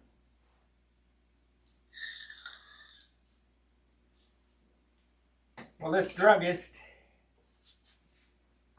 mixed all this stuff to get Coca-Cola. Hadn't even been thought about yet.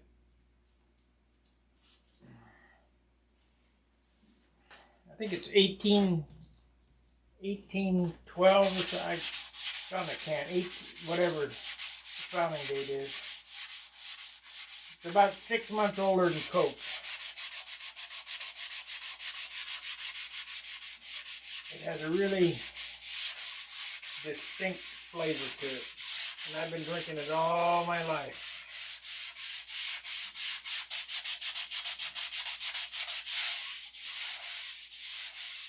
Now, did you hear the tone change? Smooth as a baby's butt. It's nice.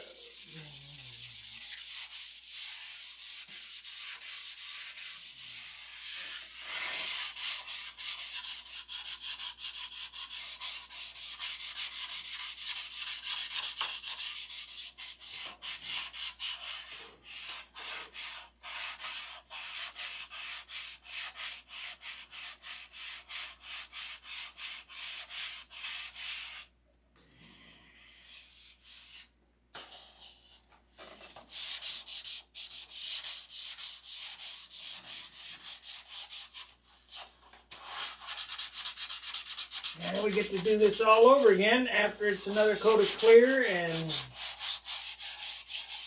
I don't know, I might sneak out the door today and put another coat on it.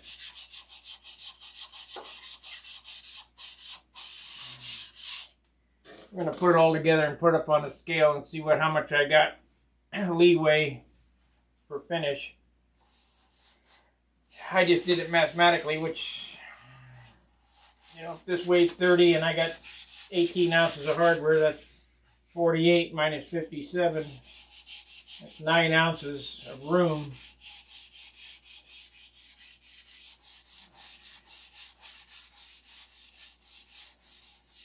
And the 1 quart, that'll be an interesting experiment to see exactly what my finishes weigh.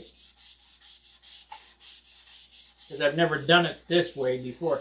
But the problem is, this thing has had, you know, no matter we stripped it and got the paper off and sanded it down to the bare wood, there's still some dope down in the wood that you can't get out. But at least if I do it this way, weigh it, cover it, paint it, and give you the total actual weight, where I don't lie, where so many guys do. Oh yeah, my airplane weighs 60 ounces, you mean 80 ounces. I think I had heard that Al Raid's critical mass was in the 100-ounce range.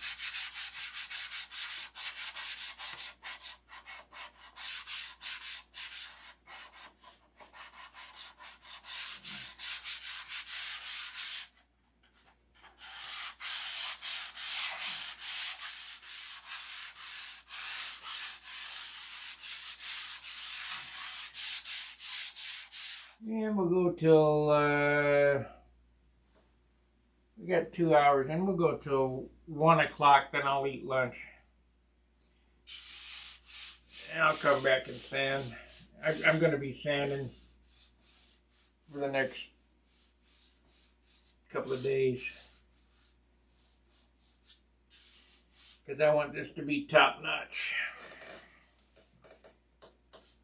We got a little bit of problem here. Not really much to worry about, but enough to get it off. We got a nice shine on the nose here, but this is fiberglass, so I don't really count.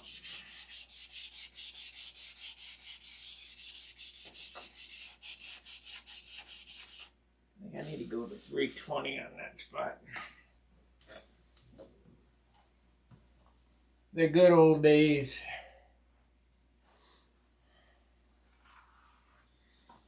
Yeah. Back when you could buy Revell glue, carbon tetrachloride,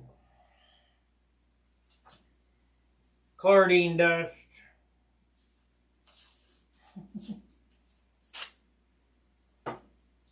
Aerogloss,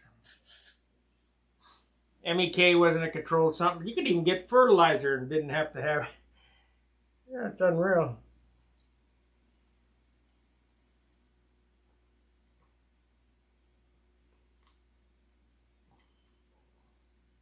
Now, if you get ammonium nitrate, they think you're going to blow something up. Fertilizer, give me a break.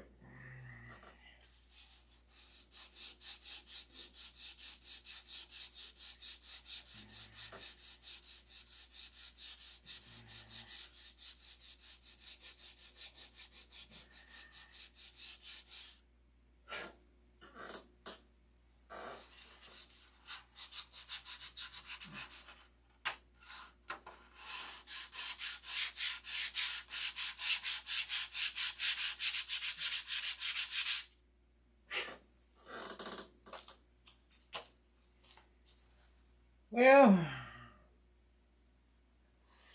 I guess we could put this together, see what it weighs, and see what I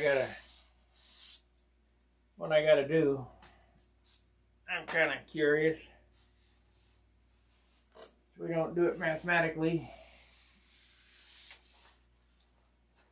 The tip weight's in it. Let's put the landing gear on it. Put the motor back in it, put the spinner and prop on it, put it on the scale. We'll see what it weighs.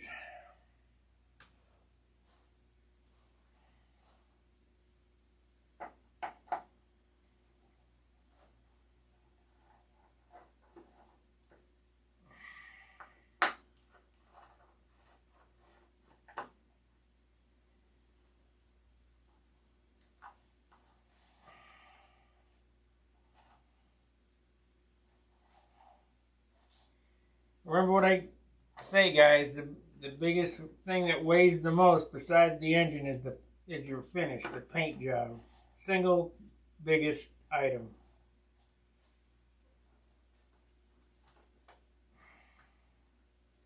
I mean, collectively the airframe is, but if you had to put one single item on it, the paint job would be the heaviest part.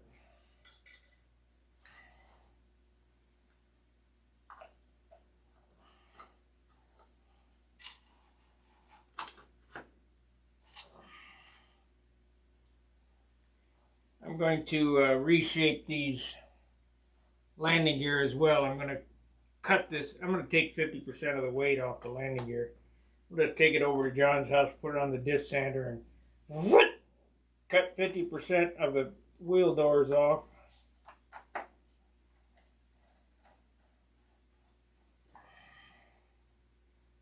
I get a ½ ounce off the airplane that way. And if you don't believe me, my high roller, I took a ½ ounce off the airplane with a different set of landing gear doors. ½ an ounce difference. These are nice looking, they're sporty, but I'm really not into the looks. I mean, I used to be, where it had to look super cool. like a lowered 49 Merc or a chop top DeSoto.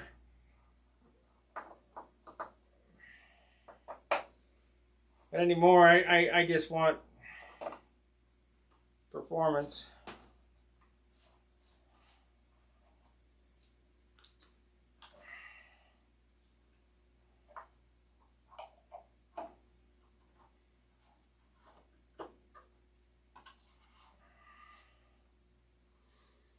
If any of you guys ever get to see Tom Warden's Monado, the purple one, there was a green one too, but the green one got run over. That was a work of art. So was his Continental. I mean, absolute work of art. Very heavy though. We used to run McCoy 40s back then, so they're very underpowered.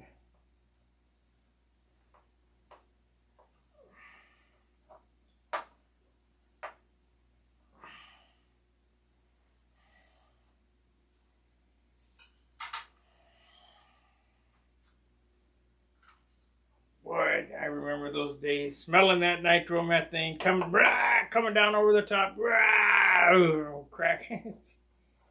Them were the days. Eating my sandwich underneath the tree by the tether car circle at Whittier Narrow. Okay.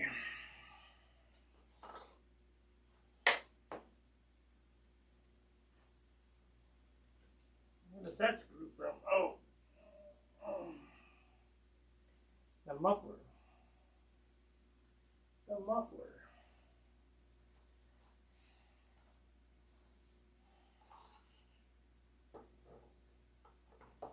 Yeah, we may not be in the right ballpark. I forgot to weigh the muffler, so 19. That's why it's best to put it all together.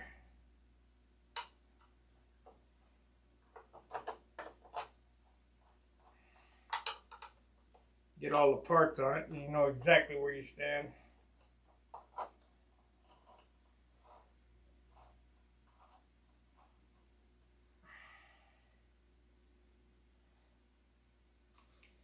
Even the RC airplanes were different back then. They had pylon racers that looked like real airplanes. Now they look like a foam stick.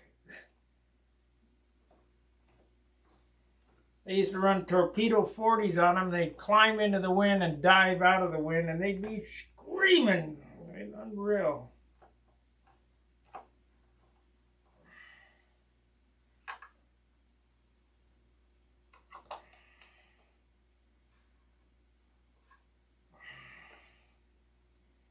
They didn't have a speed cage at Whittier that I can remember. They had a tether car circle, but no speed cage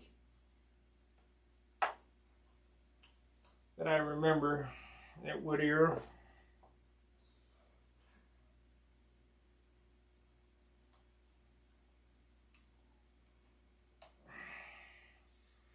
They had a big fire in Rose Hills. Can't remember the year. Big fire. They closed the park down. That was a bummer. It's on the other side of Interstate 10. Or is that 405? I don't know. Whatever freeway's there. Maybe it's the 405.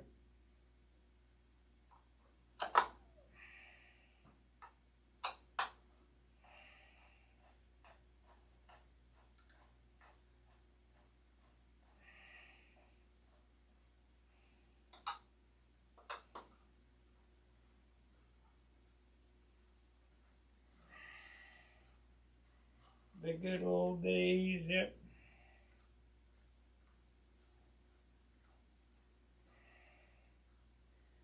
Looks like I might have to do a little work on this motor to get it to fit quite perfect, but I don't know. We shall see. Nope. Looks alright.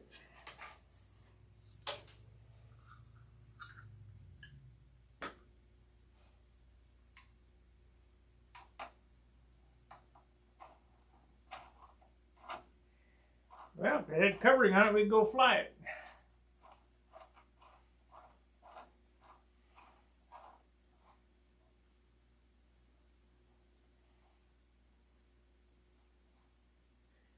Already trimmed up and everything.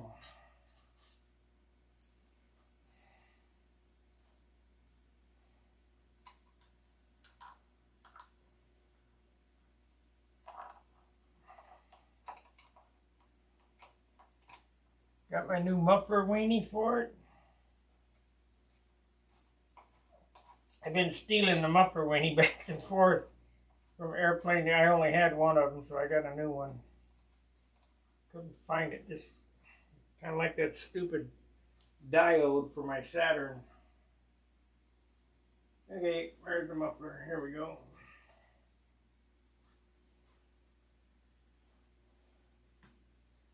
Let me cut these off.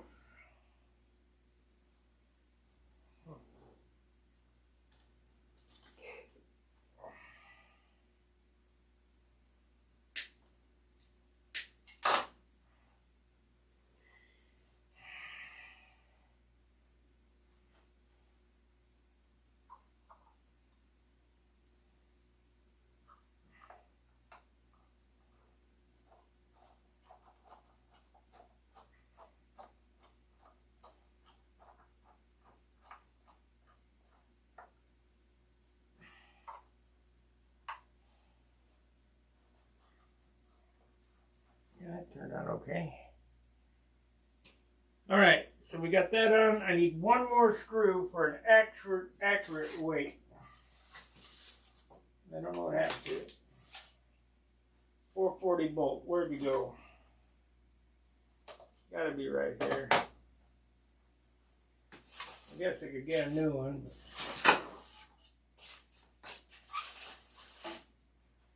I don't want to dig forever for it, so just get a new one if I got one.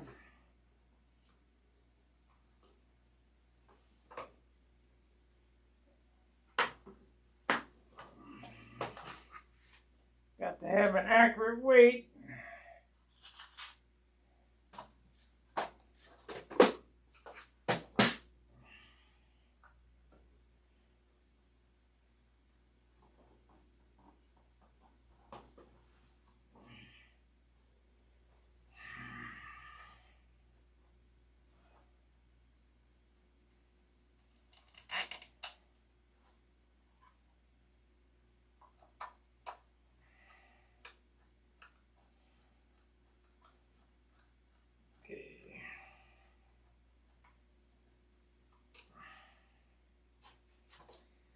Okay, everything's on this airplane that goes on this airplane. Everything ready to fly. This thing is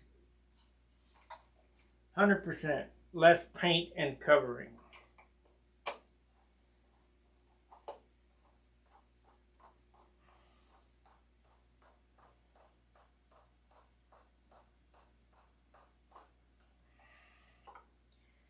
So, I'm going to have to dig out the board. Let me set this thing off. Oh, it's nice.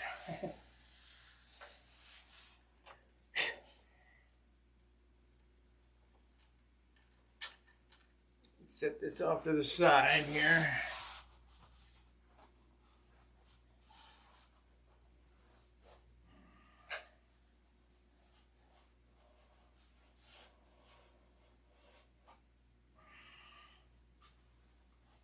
Get out this board. Yeah.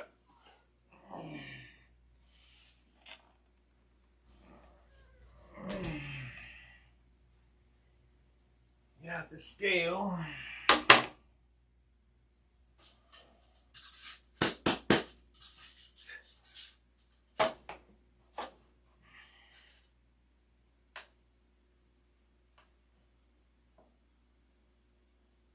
Come on, turn on now. There we go. It's on ounces. Let's get ready to rumble.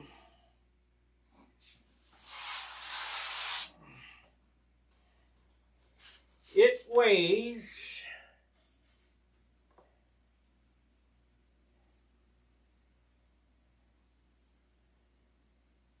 50.85 ounces. It was 57.85, so it had a 7-ounce finish on it. So possible we could make it.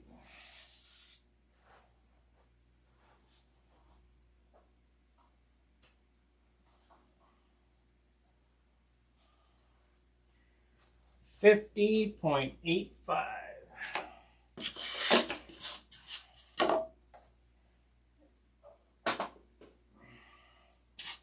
Ain't no way I could put a 4-ounce finish on it though.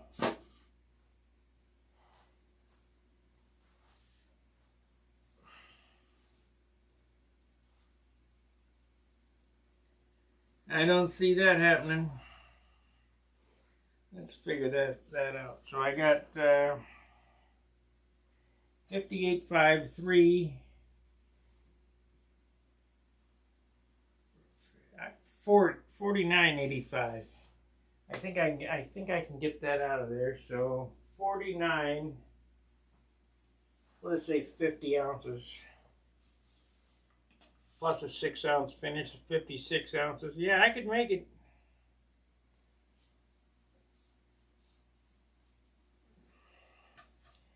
And I'm the kind of guy that when it gets to 57 ounces, where it was, we're going to stop painting.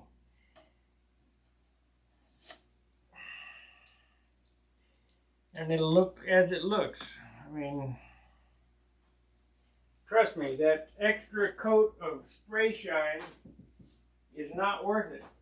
One coat of urethane is 3 ounces. I don't care what anybody says. It's not 1 ounce. Whatever you spray on stays on.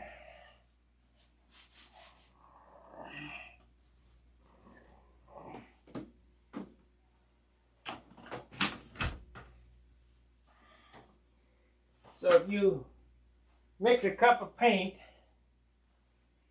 and that cup of paint weighs 6 ounces, or 10 ounces, and you put 2 coats on, because that's what a cup of paint is going to make, 1 coat per cup,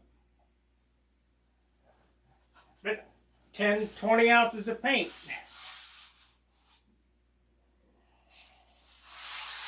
There is no evaporation on urethane or car paints or whatever.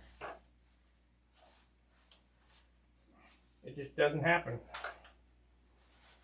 We need to move that in.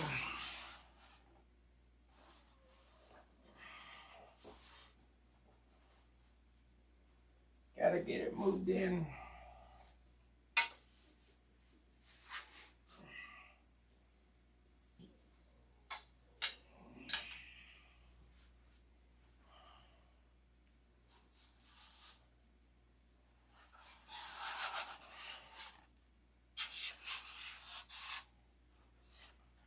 Yeah, I'm happy.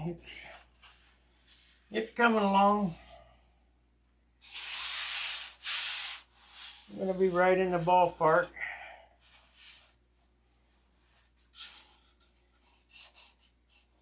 I'm gonna cut them fillets out.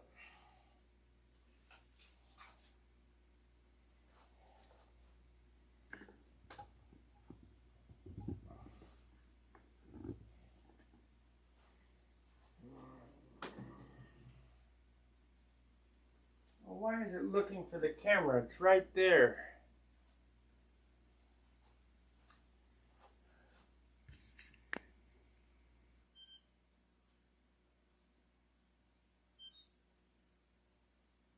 So I'll turn it back on.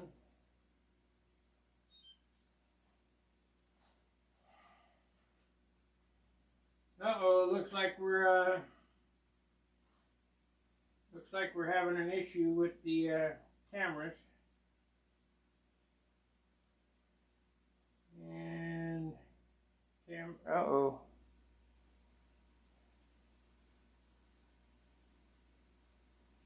Done. Let's see what happens here. Okay, we're on. Okay, so we got that's overhead, so we're gonna cut that out. So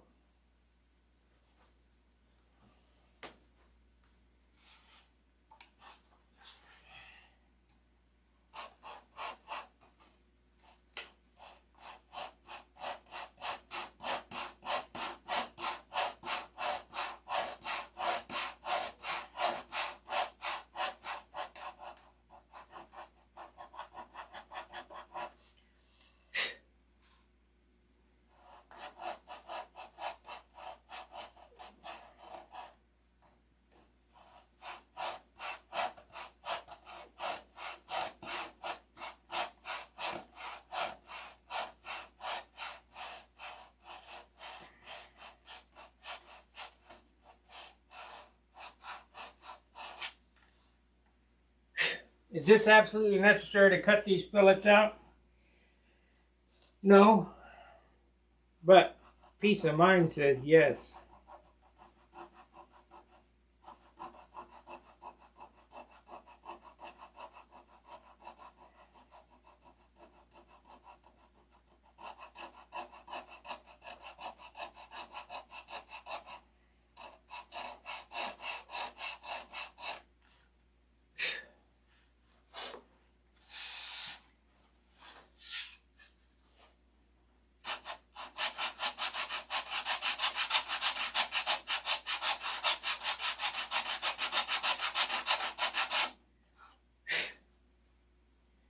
There we go. Got that one out.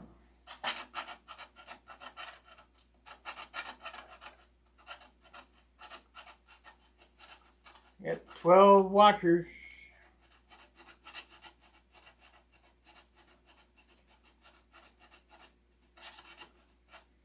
Got any questions for me? I can answer me some questions. Whether the answer's right or not, I don't know. We'll try to give you the right answer. Okay, might as well cut the rudder out too.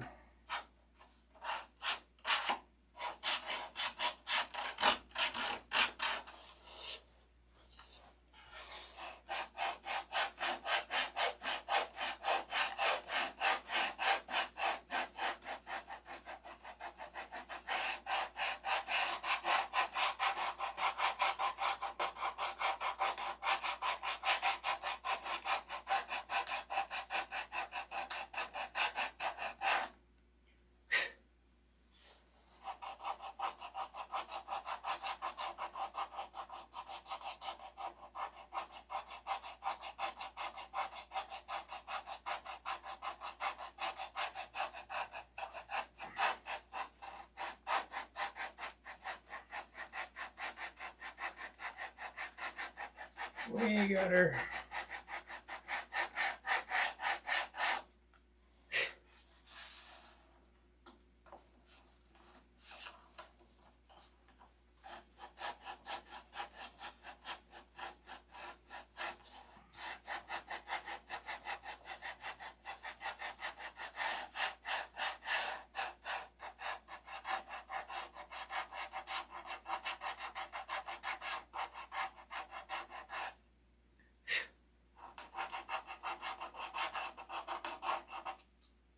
We won't bother with that one. Let's see here.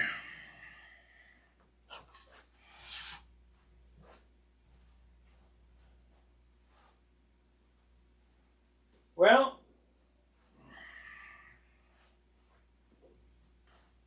I really can't answer that. I think they're both. Let me see here. Okay, I'm giving a demonstration here.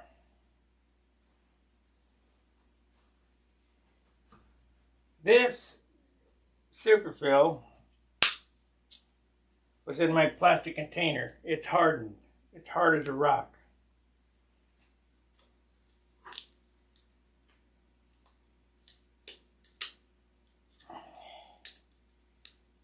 So when you smooth this out, I mean, it looks pretty good, so it's cosmetic. And it's pretty stout stuff. So I would say it's both.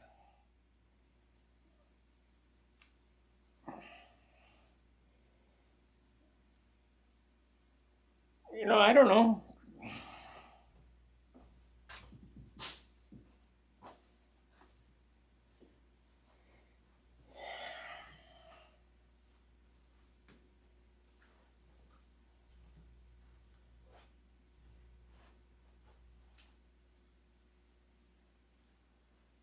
Yeah, I needed to get in there. I'll just tissue over it.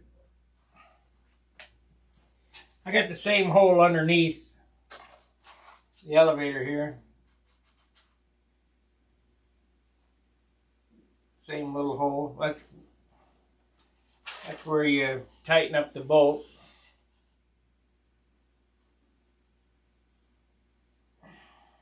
I shot dry slide in there, kind of loosen up the controls.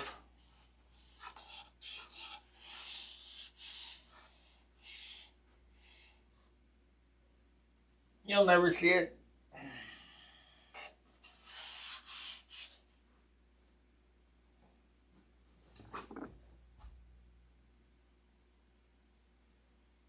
Well, it's really good stuff.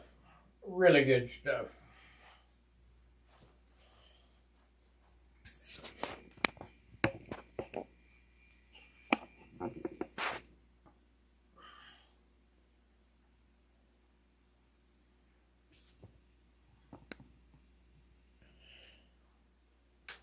Okay, where are we at?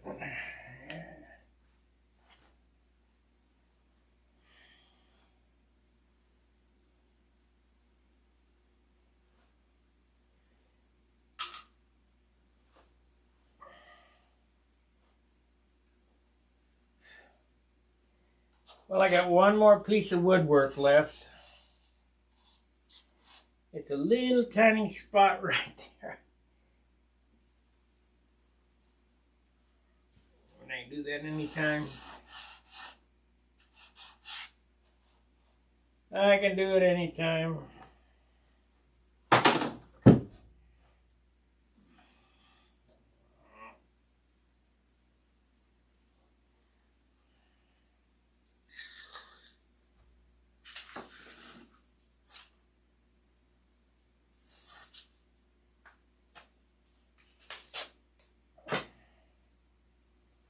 Now what happened to my small polywog?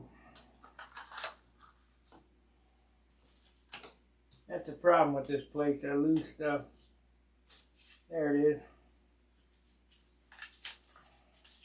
is. Got no place to put anything.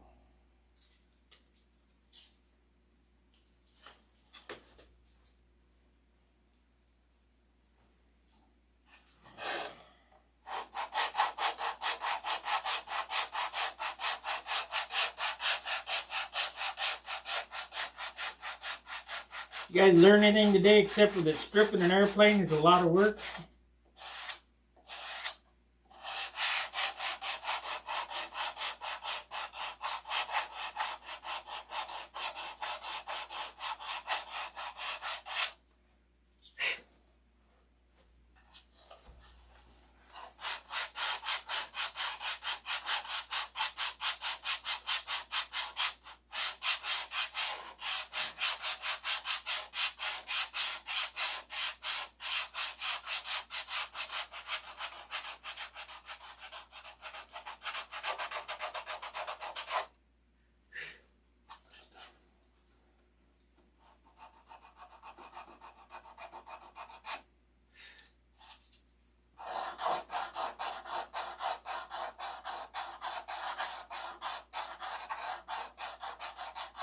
I mean, a lot of work. But I'm happy. I'm happy I did the job. I think I can make my target weight. If I play it right.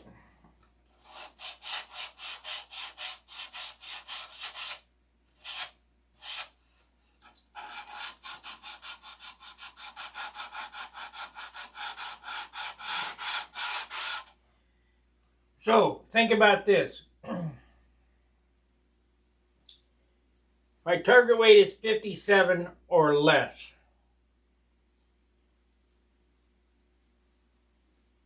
So let's say I got 7 ounces to work with. That's 7 coats of paint. That's it. That includes the clear and the color. 7 coats of paint. So in order to get that done and have a halfway decent looking airplane, there's going to be a lot of grease involved. And for you guys who don't know what grease I'm talking about, it's elbow grease.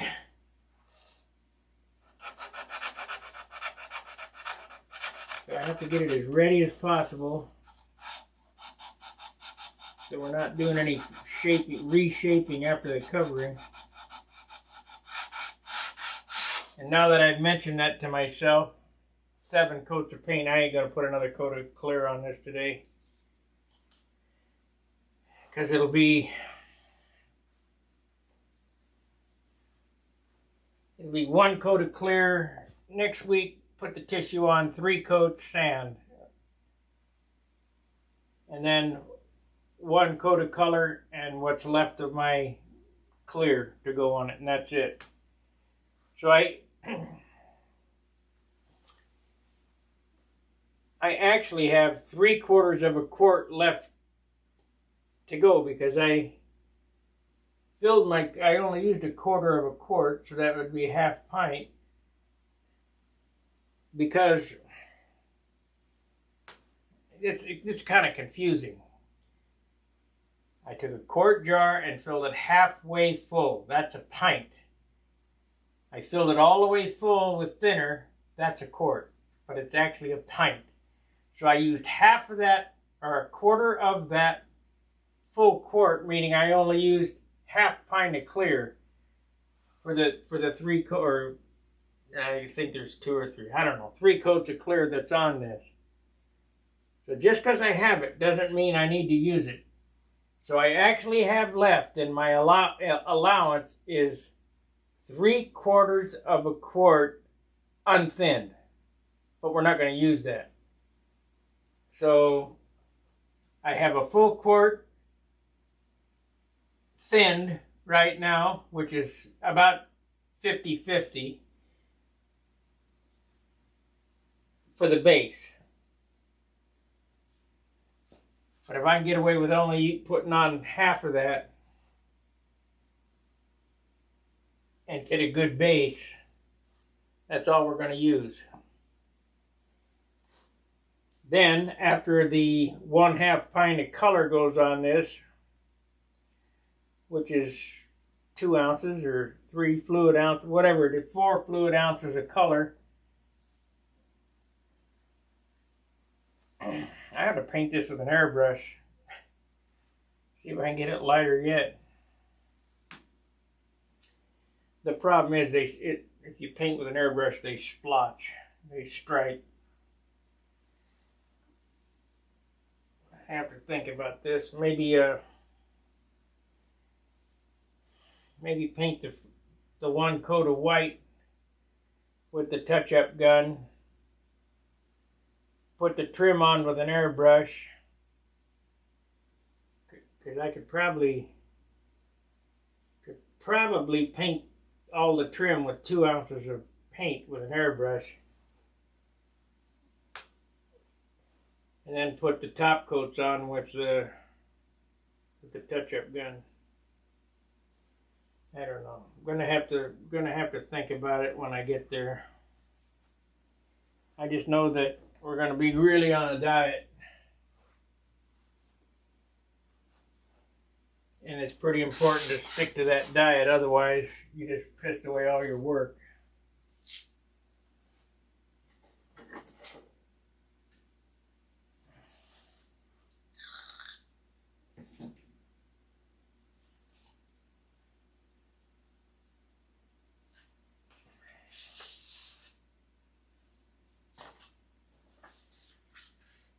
So keep that in mind when you're sanding and painting, and if you have a diet of 1 quart, you better stick to it. Otherwise, you ruined everything.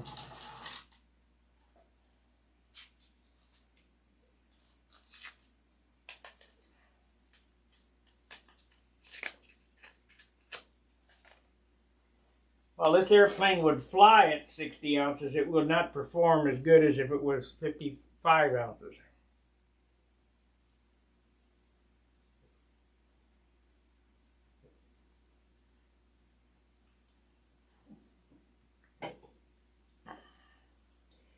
And after talking to the Top Flight guys that year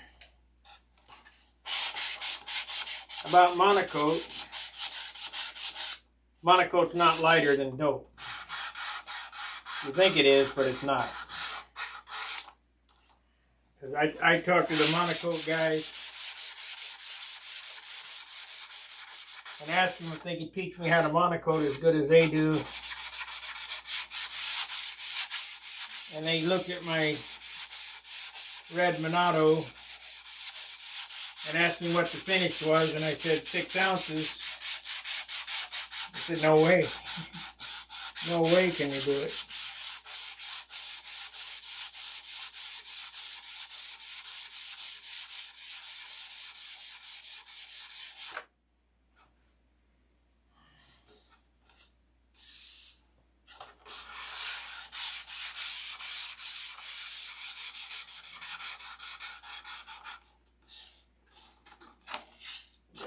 Everybody thinks Monaco's lighter, but it's not.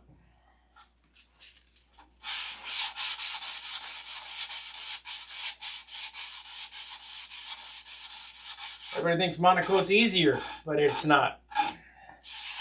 Not for a super good job like Lou Rankin does. The wood has to be absolutely perfect before you put the Monaco on, because there's no sanding after you get it on. So here there's a little fudge room. You put it on if you have a screw up. You go, okay, no problem, but just sand it off and touch it up.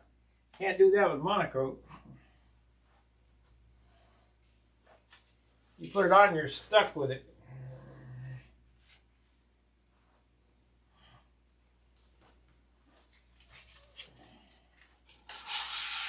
But I understand there's some guys that are allergic to the paint or can't paint. I mean, there's no excuse. Because I'm in an apartment here, I can't paint here. But the desire is to get it painted, so I go over to John's. If I couldn't go over to John's, I'd have to paint it outside the door, and I'd have to sneak it out at night, which is, you know, I've been known to do stuff like that. I got thrown out of an apartment for cooking valve covers, wrinkle paint valve covers in the oven in San Diego. Said, you guys gotta go.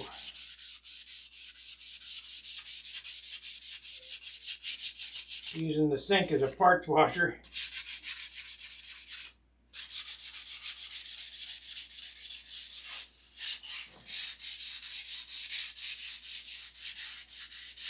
Some people just got no sense of humor.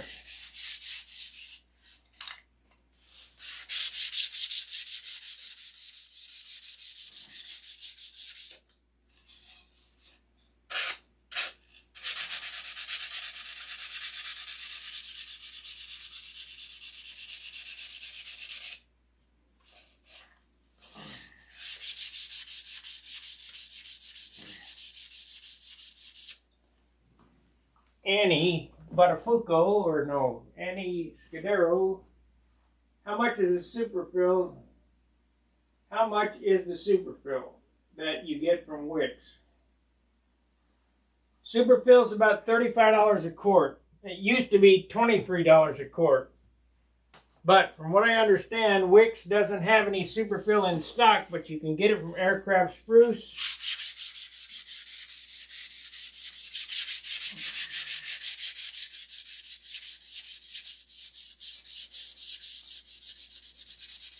You might be able to get it from APC, I don't know.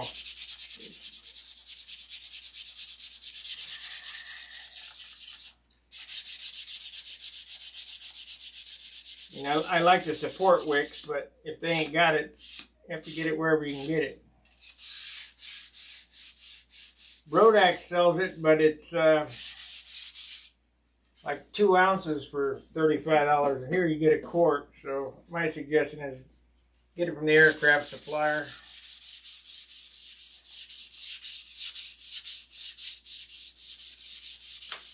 But in a pinch, you know, you gotta have it. We used to use epoxylite. That stuff is tough to work with. You better have your act together with epoxylite, because when it kicks off, it's hard as a rock.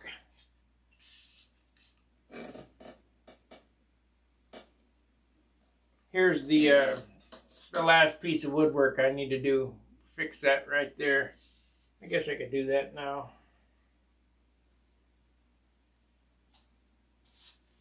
Might as well while I'm thinking of it.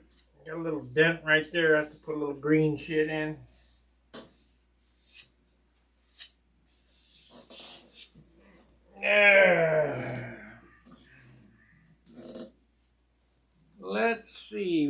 piece of wood. We got lots of wood here, so a lot of junk wood.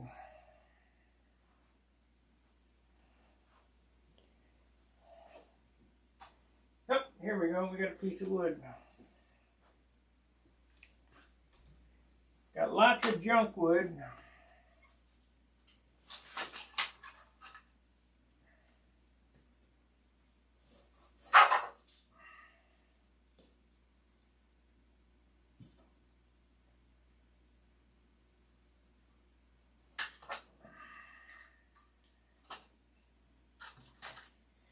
And when I say junk wood, it's not really junk wood, it's just 6 pound. Yeah, you can build with it, but you're not going to build light airplanes with it.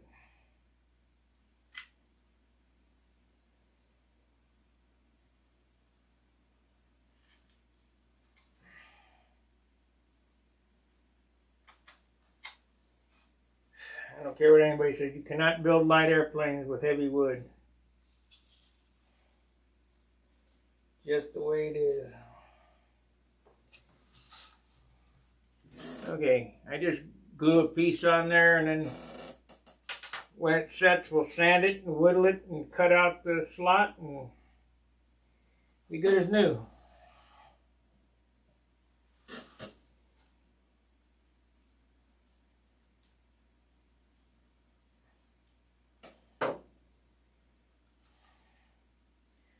And that CA that I use is so much better than Bob Smith, it's ridiculous. I like Bob Smith glue, but this is even better. Sold at Woodcrafters.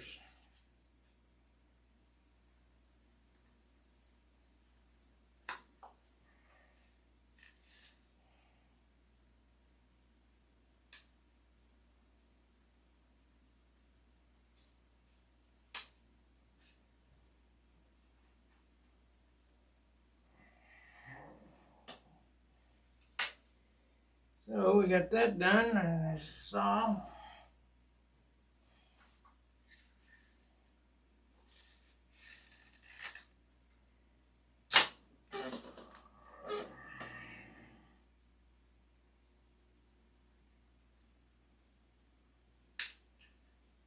Okay, that's that. Now we need to block sand it. So there's the roughed in, oh, it's the wrong camera. There's the roughed in piece. No big deal. It's only wood.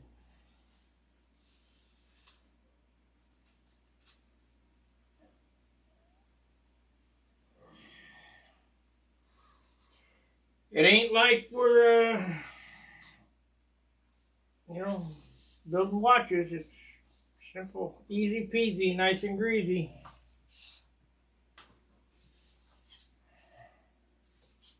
Is that 180 or 320? 180, good. Okay.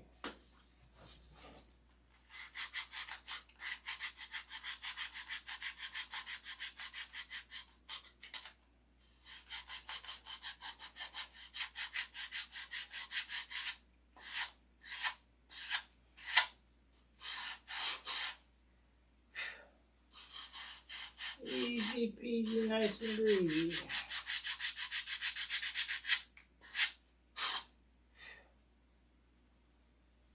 Actually, I think I'd like to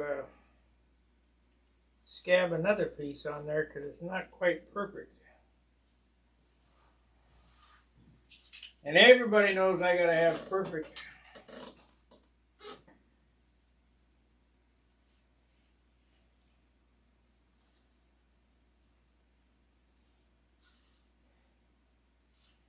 Let's take a look at it and see what it looks like.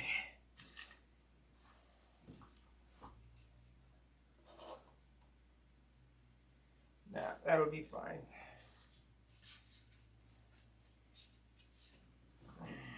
It's only a few thousandths off. Probably make up for that in the paint.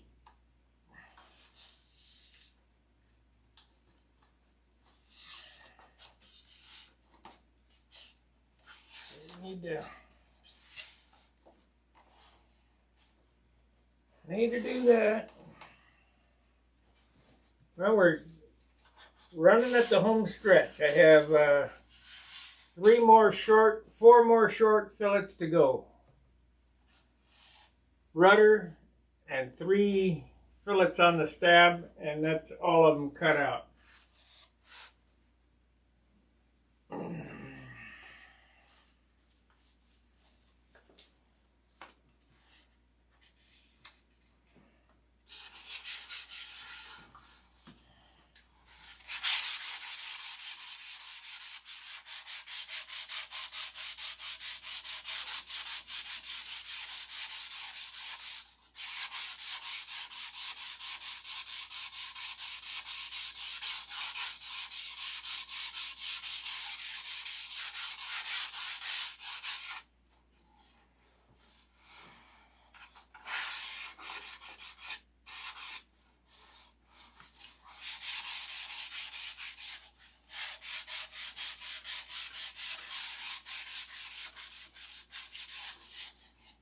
Might as well take this out.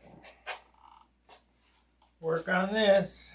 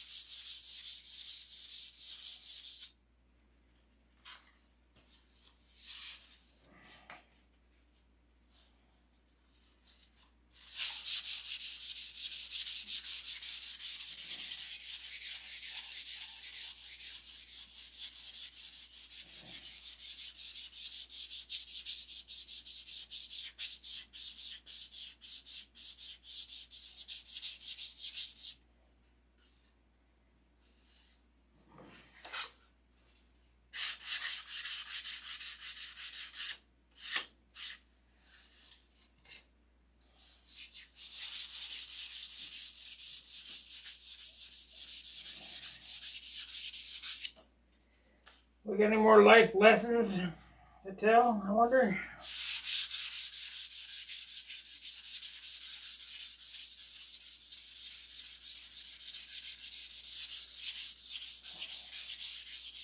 I think I'll make me an omelet for lunch.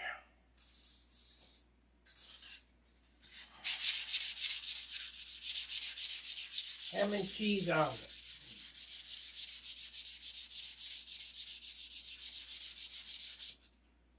Or I could have some ramen. I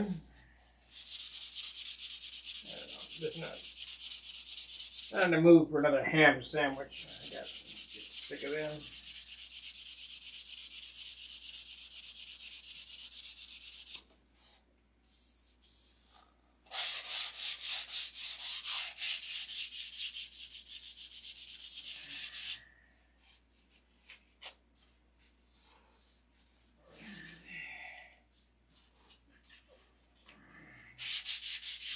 "15 minutes more.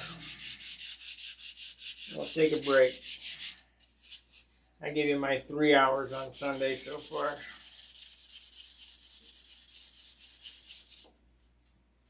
By a show of hands, how many would like me to come back? Come back around 3 o'clock or so.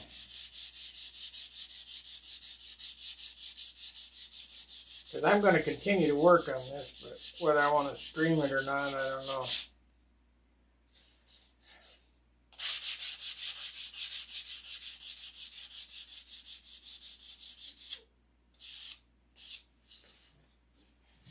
Let's see, somebody said something here.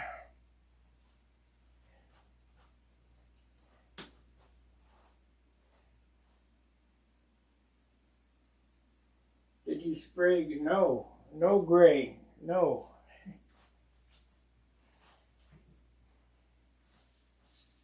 Nope, there's no primer on Dr. Pepper. That's just what I showed yesterday. It's just tinted white.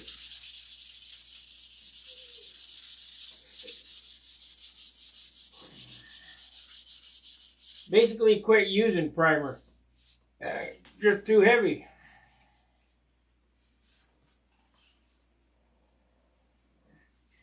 Makes for a nice looking airplane, but it's too heavy.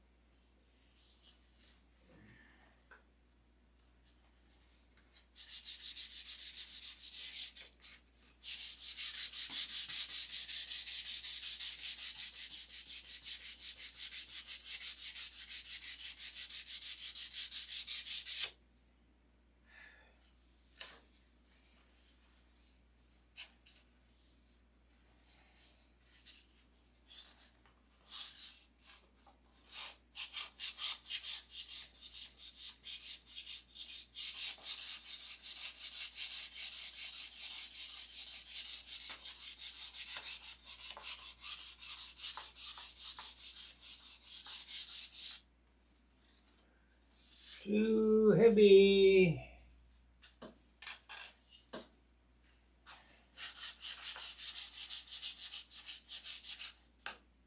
I like using primer. Makes, like I say, it looks for a great looking airplane. And used to use DC 540, but change the formula so it don't work. Nothing. I mean, anything they touch turns to crap. Pretty simple. Leave stuff alone.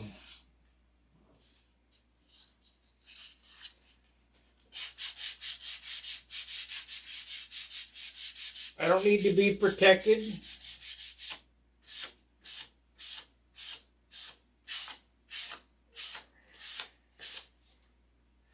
You get cancer? Oh well, you get cancer. What are you going to do? It ain't caused by VOCs and that shit.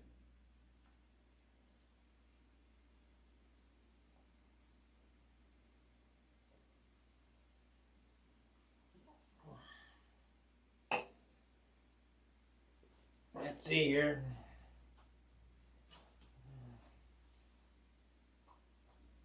Will white cover gray and wood spots from sanded primer?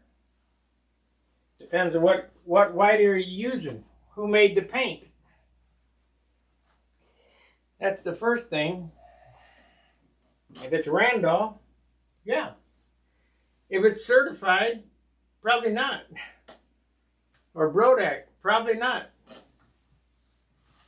mean, not without extensive amounts of paint.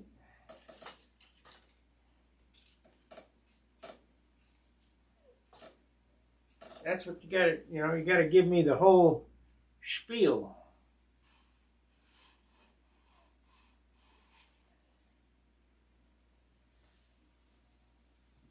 There's different pigmented paints.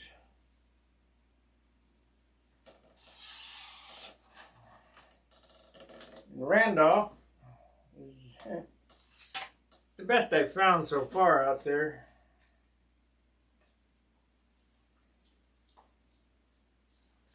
There's Acme, Randolph, Certified, Brodak. There's probably a couple others, but those are the main ones.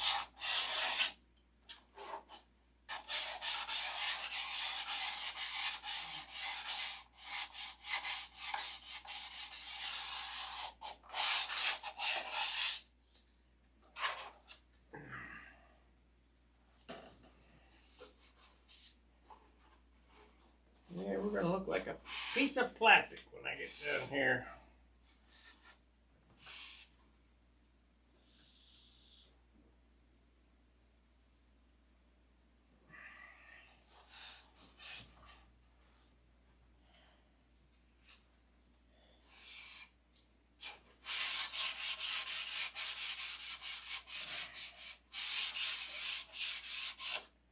course, that's what nitrocellulose dope is, plastic.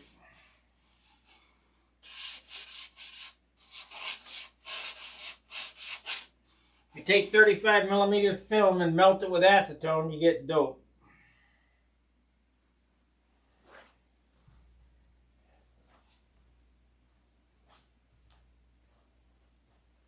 No, it is not. They don't smell the same, they don't work the same. Brodak is made by Randolph, but it's proprietary.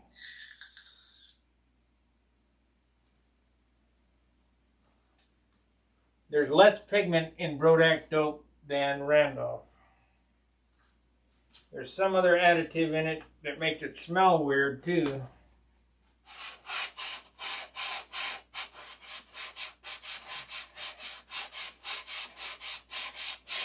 Crystal clear, so you know, in Randolph is non-tauntauning butyrate. It has no tint in it. And supposedly the guys at Randolph told me the reason why they tinted is so they can see where they sprayed, which is garbage. And if you can't see where you sprayed, you better get another pair of glasses.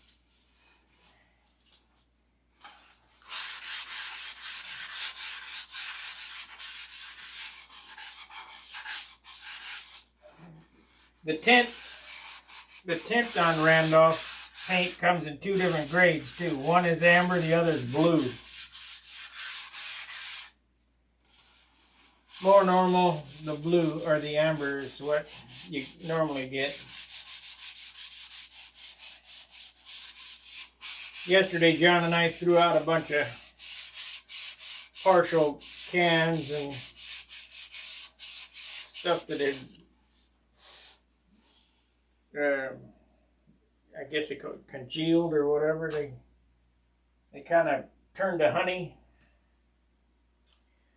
Will that stuff work? Yeah, 50-year-old dope turned to honey will work.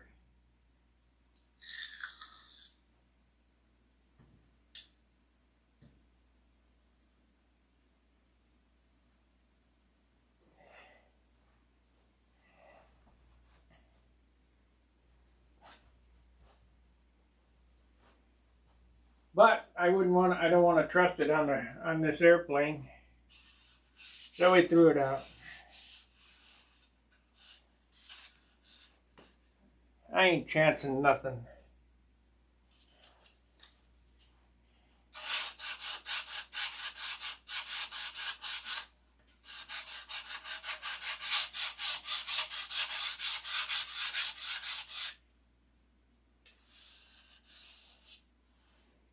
Not worth it to use cheap thinner and have a reaction.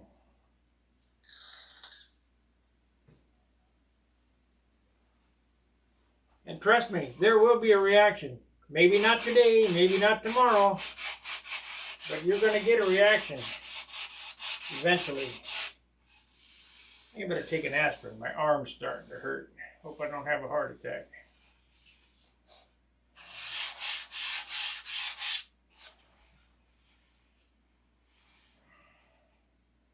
Left arm is starting to hurt.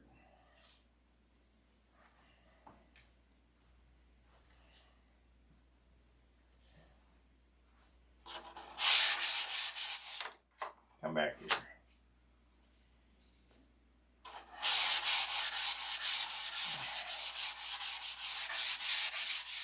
Anybody know why it's a good idea to take an aspirin when your left arm starts hurting? The blood thinner.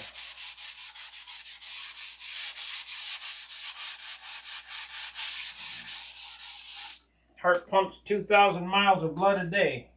2,000 gallons of blood.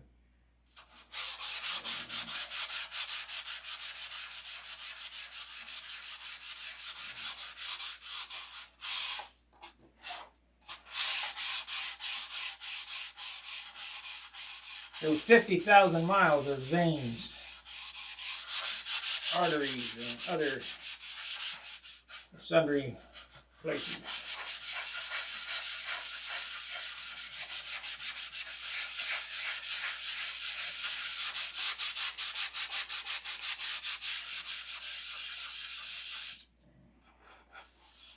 It's coming out really nice. Hope I get to finish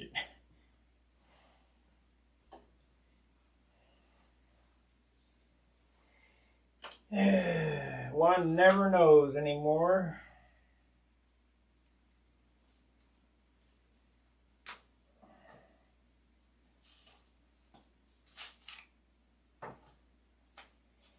At least I didn't get the vaccine and die from some stupid heart attack.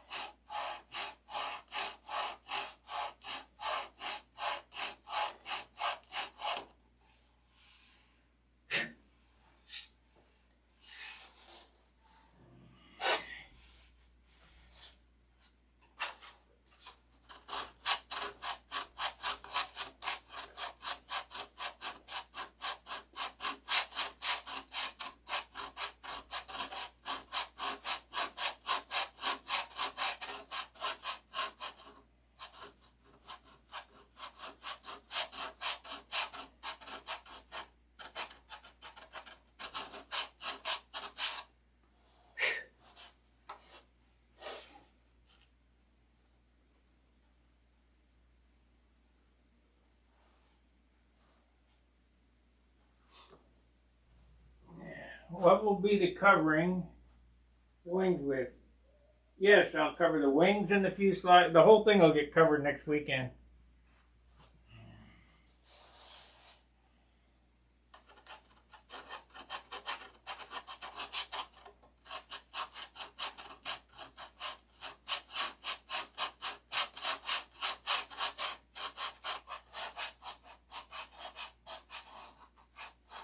Next Saturday it'll be in flying shape. Of course I won't till the color's on it, but if I had to, I could.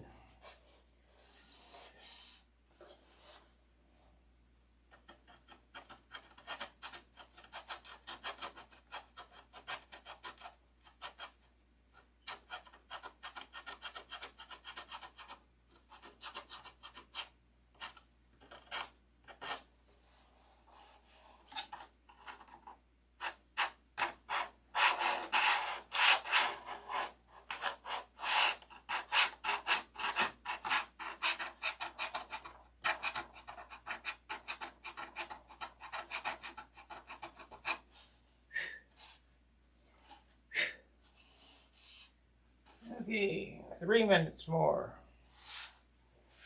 We're going to end out in 3 minutes. Appreciate you guys watching. Let me know, do you want to see me come back later on, say around 3 o'clock? Got to have more than one guy that wants to see it.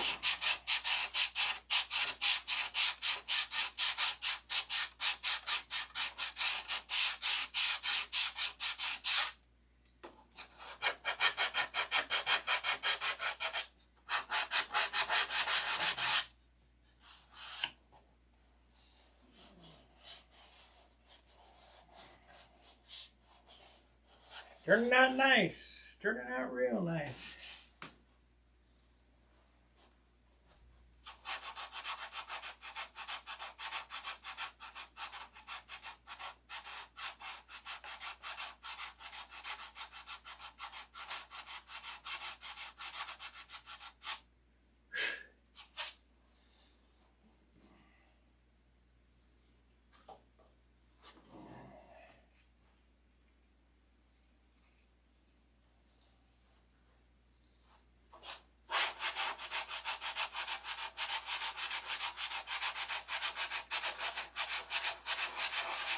Yeah, I think I'll eat me a chopped ramen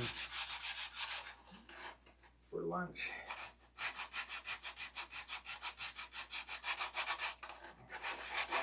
Saving the beans and pasta for the apocalypse. It's a coming.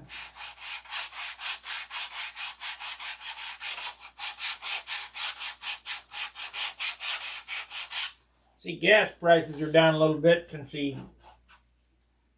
Knucklehead released our reserves. Temporary fix. Tell you what, the crash, when that after that's gone, you ain't gonna believe it.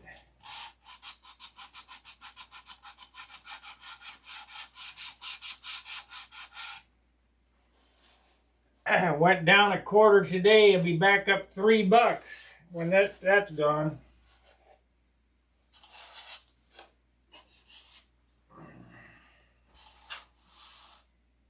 There, we got this to do. There's a lot of sanding left to do. I get these fillets dug out, and then I can start going over the whole thing with 600.